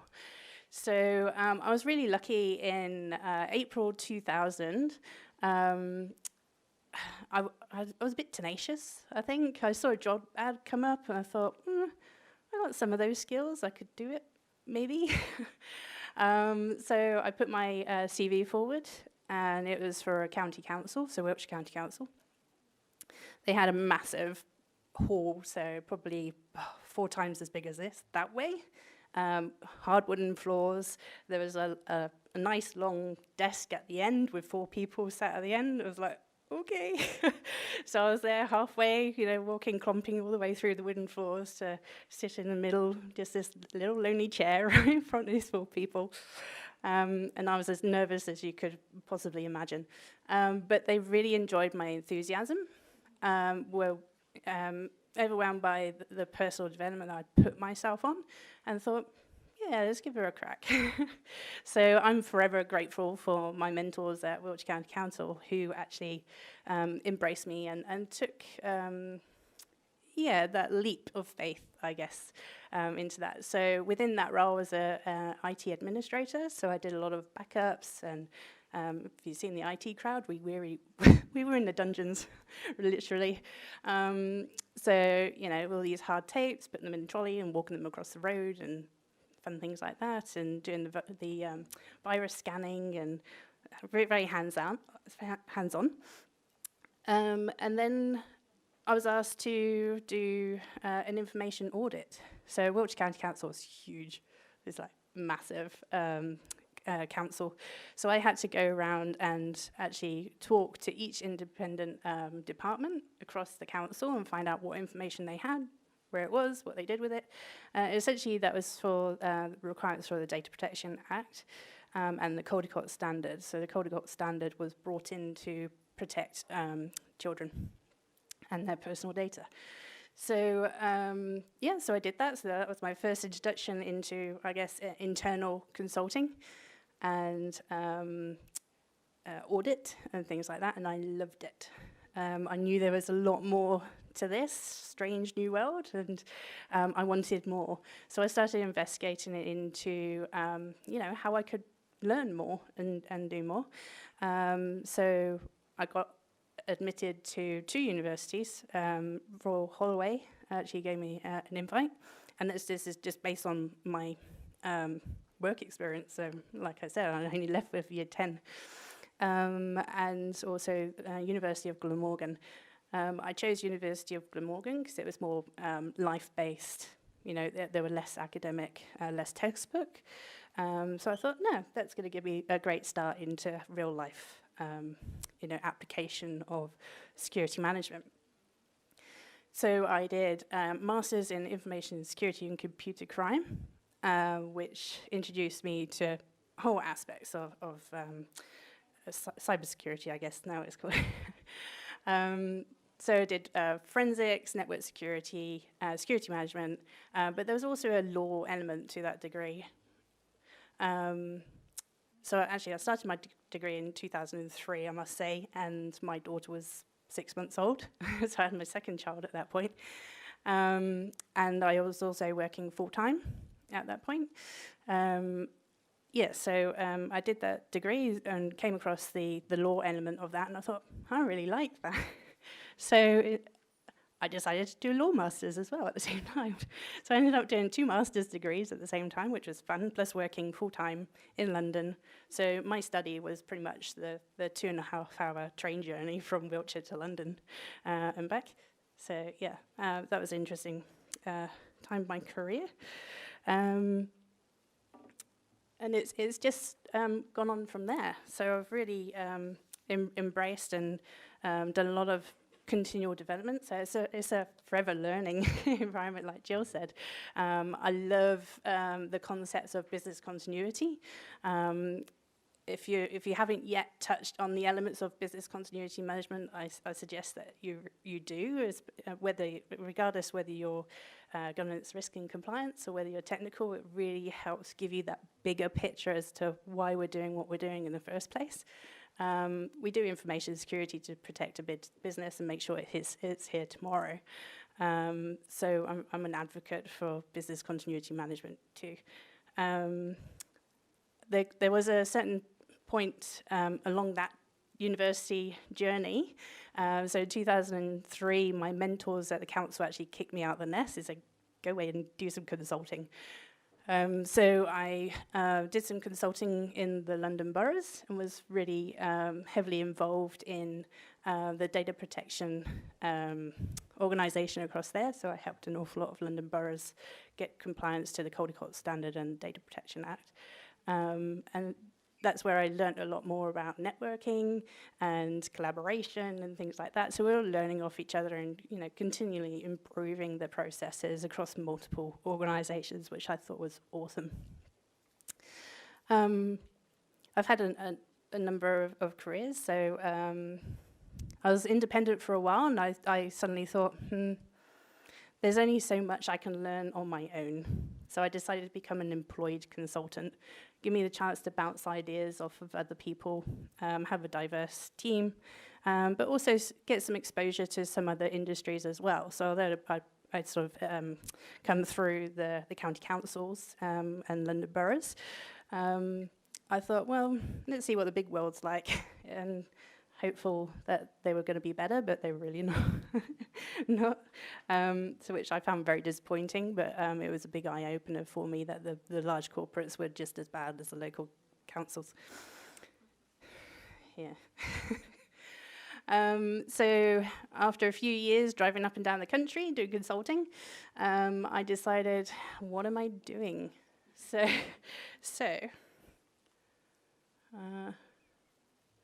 Okay, so I decided to go back to, okay, what is it that I'm really doing? So I had 2 kids at this point. I'd done my 2 master's degrees. Didn't really still feel happy. So I thought, okay, well, how can I ensure that I do more of what I love and see what career pathway or opportunities there were that can actually support that? What am I actually good at? So, you know, I've really embraced governance, risk and compliance and business continuity management. And I actually really hate, sorry to say this, I really hate technology. I get a glaze, you know, it just, I don't know. My brain just switches off as soon as anyone's talking bits and bytes and all the fun stuff. So I thought, well, why am I forcing myself to learn something I'm clearly not naturally aligned to, and I find hard? Why not leave it to the people that are passionate about it, and I can find my passion in what I do. You know, and along that, you know, what are the happy compromises? You know, I know enough to be dangerous, I guess you can say.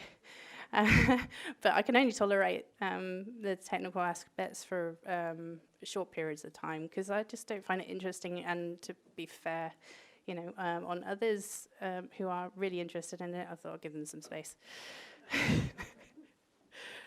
And I also reconsidered my personal values. So, you know, what is it that I wanted out of a job that can actually support my personal values? I wanted to be able to see my kids. I've missed a lot of firsts, and I'll forever feel guilty about that.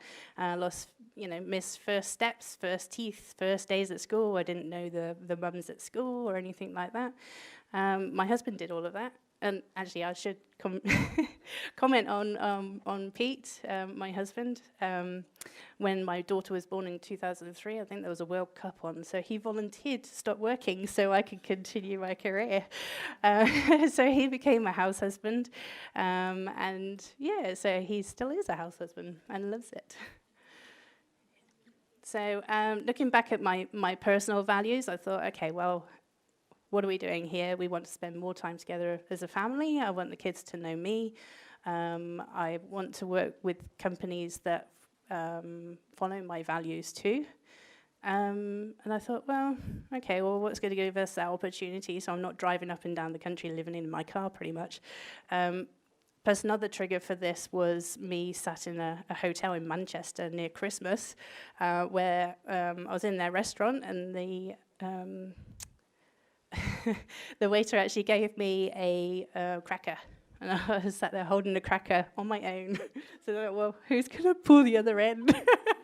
So that was a real sort of light moment. And I thought, nah, this can't continue. So this was 2009, I think. So I got talking to my husband and said, let's move.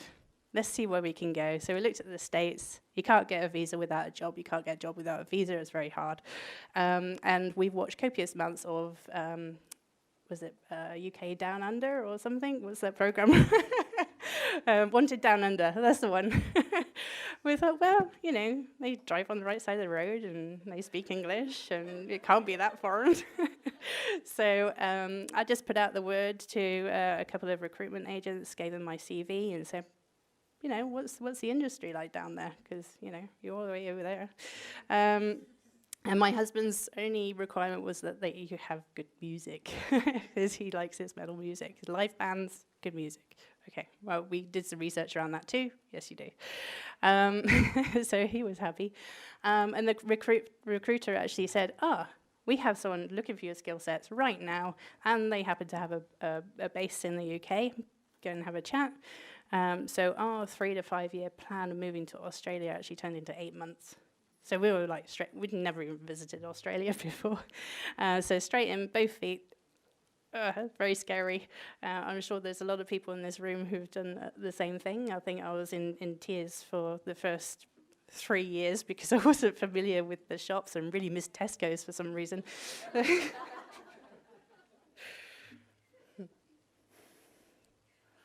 Anyway, so I had some core skills that really helped me through my journey, through learning and in my, my work experience.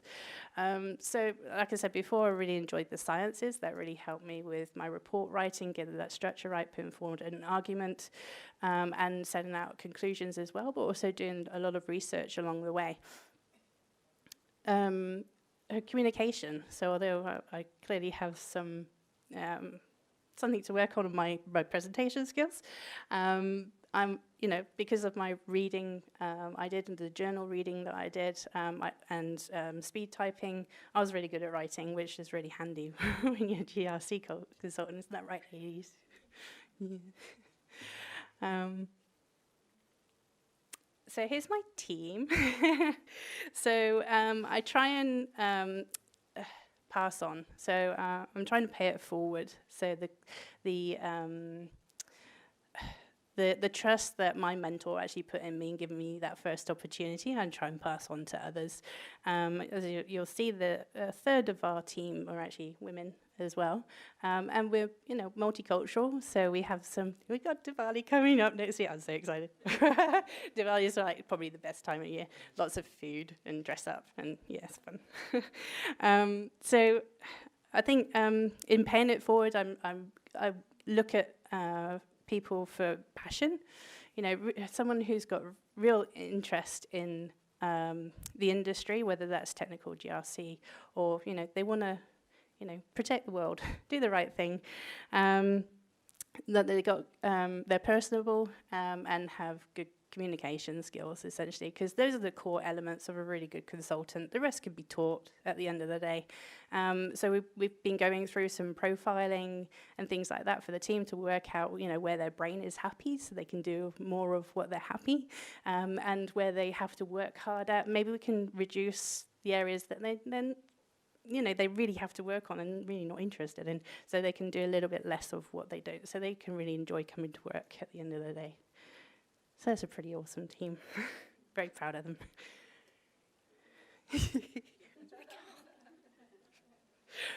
So I crossed out cyber because I don't know, I'm a traditionalist. I'm more aligned to information security because it's all about information. To me, cyber's more on the technical side, and it's a bit scary, although it's a bit of a sexy word, so I can forgive it a little bit, thanks to the movies.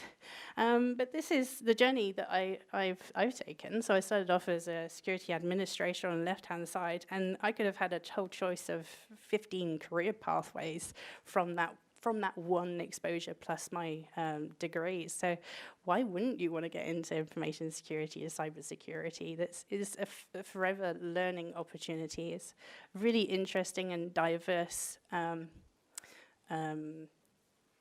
industry to be in. And all the green areas or ticks are things that I've actually done, which is really exciting.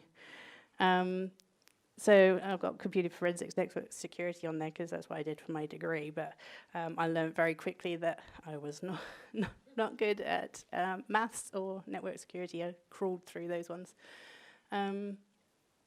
So in terms of cybersecurity as a career, you know, it's if you've got transferable skills, you've done facilities management, or you've done a bit of HR or training. Or you are a gamer and like your maths and things like that. That's fantastic.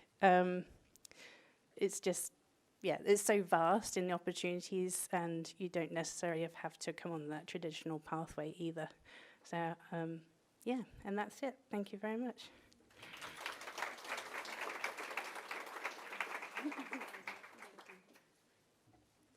Thank you, Yvonne. That was a very honest, real presentation. We're going to quickly get the videos up while we bring the panel up. So David, Yvonne, Jill and Joe, up on these chairs up here, please. And we'll get Shamila's videos up.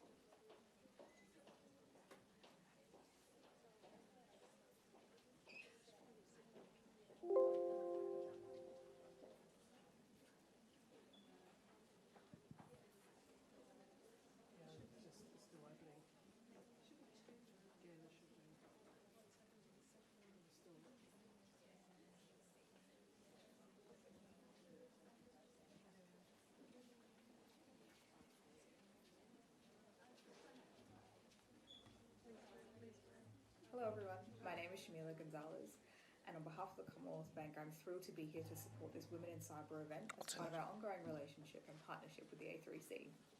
We believe that events such as these are important to be able to not only showcase the wonderful women who work within cybersecurity as professionals, but also to inspire the future pipeline of women who will hopefully increase the representation of females within this industry. We are passionate about encouraging females at all levels to consider careers in STEM, but also specifically within cybersecurity. And as such, we like to partner with schools and universities to hope to demystify what a career in cybersecurity could look like, and hope to increase that representation in a way that will not only diversify our workforce, but help better protect our people and the community against increasing cyber attacks. A little bit about myself. I'm an executive advisor within the cybersecurity team. I consider myself a cybersecurity newbie, if you like, having joined the team in February 2020. However, I predict that feeling will probably never go away, given how rapidly the landscape continues to evolve, and also the way we continue to have to evolve the way we protect ourselves against these cyber attacks. As an organisation, some of the things that we like to particularly focus on is, as I mentioned, encouraging that future pipeline of talent to come through and strengthen our overall cyber workforce across Australia, not just in the organisation, but in the entire industry. We also like to largely focus on our responsibility in giving back to the community. We believe strongly that the knowledge we hold in being able to protect ourselves against the increasing number of cyber attacks and the complex type of cyber attacks, we should share that knowledge with the community, and so we have a dedicated focus on providing that to our customers and to the broader public. We have a bunch of resources available on CommBank Secure, which I highly recommend that you check out. All right, second video. I joined cybersecurity with little to no experience in the domain. However, I was heavily supported by leaders and colleagues who recognised that it takes actually the right attitude and the right approach to be able to join an industry such as this. So being a natural problem solver, being persistent, wanting to work alongside others in a team environment and wanting to help problem solve together is really the right headspace to be able to become a cybersecurity professional. The rest about the subject matter can always be taught. And that's the exact same mindset that I want to encourage across the industry and for our future pipeline, to be able to increase the awareness of cybersecurity careers and hope that we get a larger intake to be able to protect ourselves against our growing threats. And as such, events such as these are perfect to be able to inspire that hope. Thank you for having us, and I hope you have a wonderful time. Fantastic. Right, well, that got moved, so we've got to just get through. Sorry.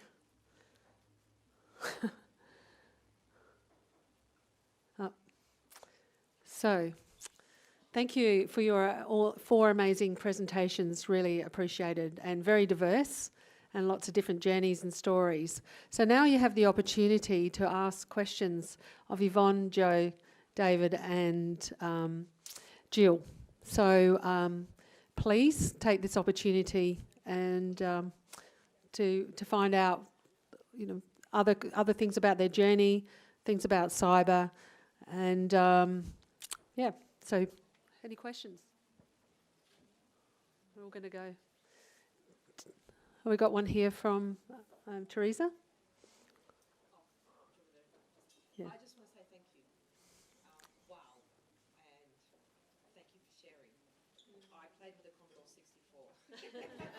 that was involved. Yeah, I did. Sorry, that was in fact, my first computer was, the keyboard was in a wooden box, and I went to the Institute of Technology. So, thank you for sharing the journey, and I'd love to connect with you and for you to speak at Cyber Sister.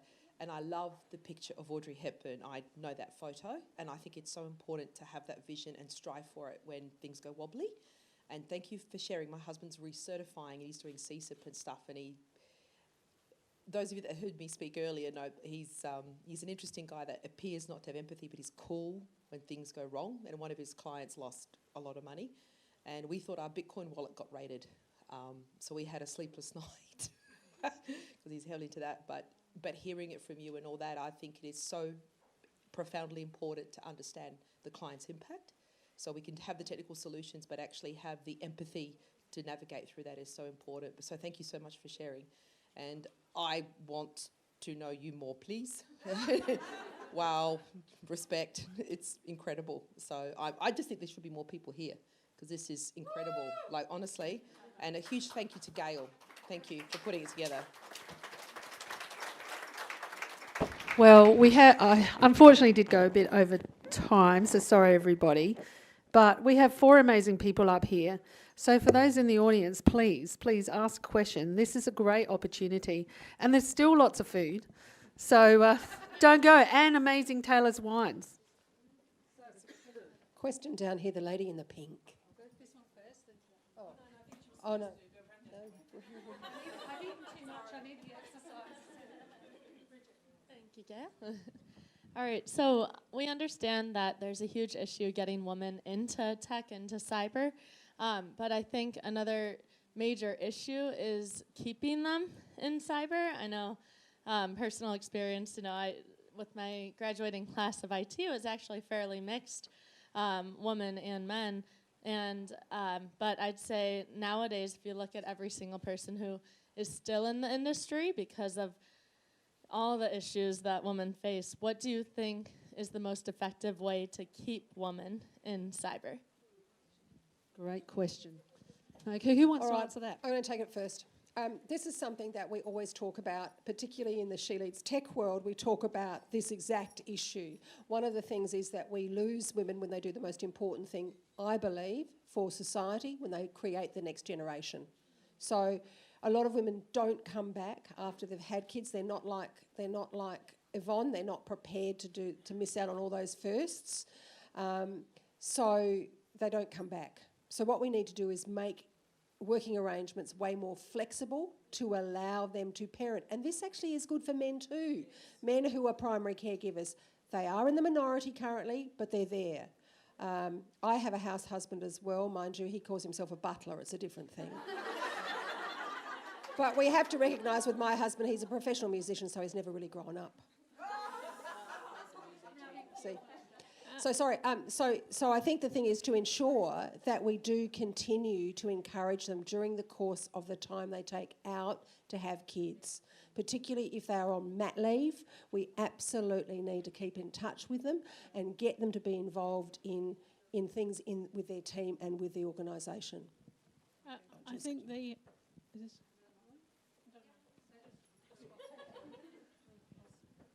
I think the issue is, just talk about AWSN, we're trying to tackle every problem at the same time. So we're trying to tackle the problem of the not so technical getting technical, the technical getting more technical, but the next one we're meant to tackle is retention. Jackie's always got the 40-year-old answers to it. I have the much older answers to it. But the answer that we share is having mentors. So having a mentor to support you through it, somebody who's somehow in the same kind of career as you, is the way to go. And Caroline McMillan was here just a little while ago. She was my mentor when she was Deputy Vice-Chancellor. And I was thinking about, early 2000s, I was thinking about leaving academia. I was so tired of men, actually. I was so tired of men and what they're like in universities and trying to become an associate professor. And she set up a whole scheme and she mentored a whole lot of us. So I've been doing that kind of thing. But I also, I think the answer, I actually have an answer to this, but you've got to start now with your little kids, right? I think it's the mother. Because I have 4 kids. Apart from all the other things I've done, I have got 4 kids. And I've got 8 grandchildren now. And we're a multicultural family because we've lived in so many countries and they've all married people from different backgrounds. But essentially, all my kids are in STEM. My son is an engineer and all the girls have masters or PhDs in technical areas. I'm the person who stopped them leaving school early. I forced them to do maths up to year 12. And I stood over them because I lived in Hong Kong for 10 years, right? I'm like a Chinese mother, or else I lived in Africa for 2 years. I'm like an African mother, and I've got an African son-in-law. So I'm this multicultural mother who forced everybody to keep studying. So I think that's what you have to do. You take responsibility for your children, and you keep them going down this path. And mine have never been rebellious. They've been a bit resistant, but they will in their 30s say, I think you made some good decisions, Mum. So I think that's part of it as well. I can't stop the hassle in the workplace. I can't stop the pen testers all getting upset because the guys won't let them do anything. I can't stop the situation where it seems like we have to put 2 women in a sock to make it life happy for them. But I will try whatever it takes to keep people there. I always remember when my son at 25, he went, everything you said to me, Mum, it now makes sense. Oh my God. Did you die happy? I've got 2 questions. First question is Joe. The young man that mansplained you, is he still alive? That's the first question. Barely, because I didn't fancy spending a lot of time in jail. Fair enough. That's a fair call. And the second question is to David. Obviously, with being hacked, you thought you were prepared. You thought, yes, we're all good. If you could wind back the clock to the week before that Sunday night that you found out, what would you be doing differently? Yeah, you can sum it up with the phrase trust but verify. So, I had the view that, if you have the right technology and the right partners, I think we'd spent $1 million on our managed service provider that did our network security and all the networks, and everyone, will tell you everything's done, we're all backed up, it's all good, but it's all verbal. So, really, you've got to get independent verification of that. and you know, things like, do we have backups? You know, you don't have backups unless you can go show me when we backed it up last. And if you can't do that, then well, everything we did have backups. The thing was that they were done at in our case, at a server level, so it took much longer when a whole environment was taken down. But you know, there was little 1%ers here and there that weren't done, and you didn't find out until you were in the trenches, so to speak. So yeah, trust but verify. So, and create a culture where that's how it is, because initially people will go, well, you don't trust me, what's going on? You know, well, no, I don't trust anyone. And it's not a personal thing. It is, you know, I'm going to be alive or not, and everyone else if what you say is not right. So that would be what it is. Yeah, thank goodness for the Essential 8 with ASD. Yeah, everybody should put that in practice. Do we have any more questions? Yes, fantastic. Thank you. So I want to ask David specifically and other panelists as well.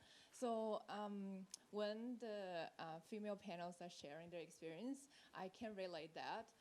I also want to ask, how do you feel? Do you feel related?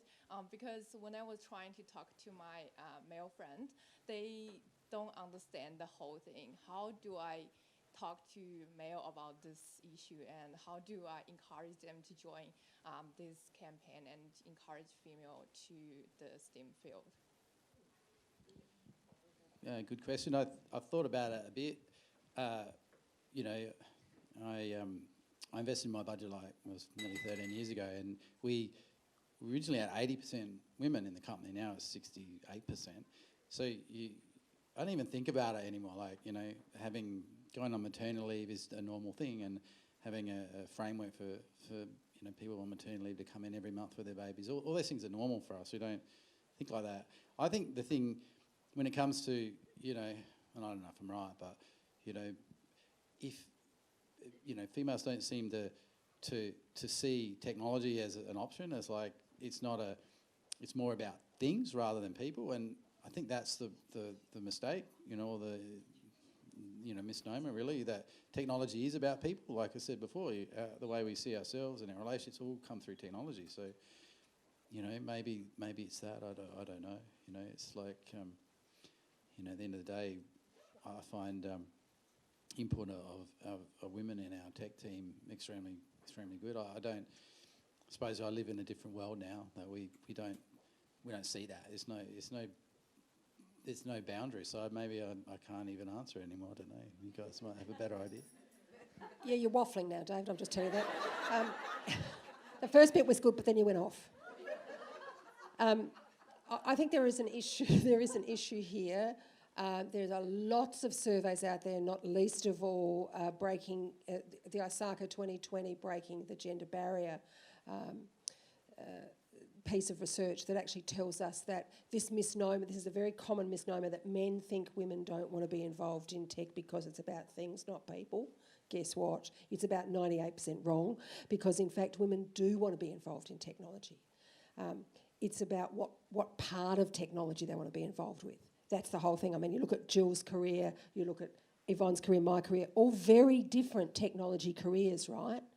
But we're all in it together. So it's about just understanding and for us to also make our male colleagues and our allies, because they should be our champions and allies, right? And so in order for them to have a good picture of this, we need to actually say that to them. We need to be able to say to them, we do want to be in tech, we do enjoy being in tech, it's just we don't necessarily want to be, like my background, crawling around a data centre, looking at where the infrastructure issues are, okay? So I'm married to a guy who I've known ever since we were undergraduates. And if we ever get any new piece of technology, he just takes it and starts fiddling with it. I say, don't give me the device, give me the instructions. And I got to so sometimes to prove to men that I'm good enough, I'll set up the device. Even now with the people who work for me, I just say to them, look, I don't really want to do this. I used to be hands-on. I don't have to do this. You go and fix it. I went out, I got the money, I talked to the people, I know why we're going to use it, I know the research questions and how we're going to save the world. If you want to play with that, just go and play with it. But I'm in charge. But over the years, I think it's about me and confidence. I've had to force myself to be confident when I wasn't confident. And it could be that. But I know there are real situations when men are really difficult in industry. Sometimes my ex-PhD students tell me, I can hardly believe that in this age, men are still doing this. So I've worked a lot with law enforcement, with policemen, with soldiers, and with the government. Everything's different there. They've been trained in equity and diversity, like cadet officers at ADFA. They're so respectful of women because it's embedded into them. So I'm hoping it's a generational thing and eventually it will go away. This would be my hope. My experience, unfortunately, most recently is it's not. I used to like to blame the old white stale males as well, but guess what? The 30 and unders have got the same problem. It really irritates me.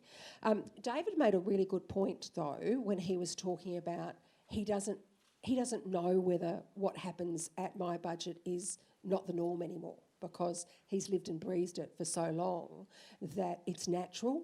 And that's where we all want to get to. We all want to get to that point where the stuff that we're all talking about is actually just enshrined into the daily DNA of the organisation, right? Which is clearly where you guys have gone with it. So what do you reckon, Yvonne? Yeah, I totally agree. Like in our team, we've got a third of women and, a really hugely diverse team. And we, embraced collaborative thinking and ways of working as well. So it gives them the opportunity to work with each other and build that trust in the team. And I think, I don't know if you girls agree with whether the guys have been doing some awesome work in mentoring each of you, and it works the other way around too. So the ladies have been mentoring the men, and everybody's learning off each other really, really well, and it's fantastic to see. Yeah, it's absolutely fantastic to see, and I think it's a case of opening up that communication, just keep at it. Keep that collaboration going and sort of saying, hey, that's not right. I can have a go at that, or help mentor each other. And I don't. I've always struggled with the gender issue because I was a tomboy, I guess, growing up, digging in the dirt and, playing football out the front with the guys, and, I just mucked in, rolled up my sleeves and got on with it. So, and I've had to, deal with that throughout my career, because very, very early on as well, going to conferences, huge conferences in London, and I'd probably be the only woman in the room that wasn't serving food and drinks and wearing a nice skinny outfit for the men. So yeah, that was a very interesting time, but thankfully that's, it is changing for the better. But yeah, encouraging collaboration and show off what you can do. Yeah, let's all support each other. Now we've gone way over time, and really appreciate those that are still here. And so is there any burning questions from anyone? Now, don't forget, and hopefully you've had your LinkedIn photos, connect with our panel on LinkedIn, because it is about connecting and supporting each other and each other. It's not just one way, it's both ways. And really thank everyone for staying overtime, and want to applaud the caterers, and under very duressing circumstances with their mother in hospital. Incredible. And yeah, daughters stepping up, and so as I said, it is both ways. Amazing wine and amazing venue, and all our sponsors: Australian Cyber Collaboration Centre, the Commonwealth Bank, the Institution of Engineering and Technology, SANT, AustCyber, and hopefully MyBudget. I think I said University of South Australia. Basically, we've had 7 organisations to come together to collaborate, keyword in our business name, to make this event possible. And the time of our speakers and the ones on video, it's a lot of people putting in their time to help you. But let's not end it here now. Let's remember the next generation. We've got Advanced Technology Program. I know you're moving into another role, Sarah. You've done an amazing job. Sarah Baker, Department of Education. Fletcher's left. We've got Teresa Janowski. There's amazing people out there. Let's see where we can all put something in and help each other. Department of Premier Cabinet, Australian Women in Security Network. I hope you've had a great night. And for those that hopefully are still online, thank you for joining us from across Australia. And it is Cyber Week, the Australian Cyber Week. There are still events tomorrow, so don't miss out. And we still have some wine. So you can do a bit more networking. I'm going to be here for a while. Thank you, everyone. I really appreciate your support. And thank you to our panel. And I've got some thank you gifts and obviously some Conic brand, Taylor's wine and Hague's chocolates. So thank you.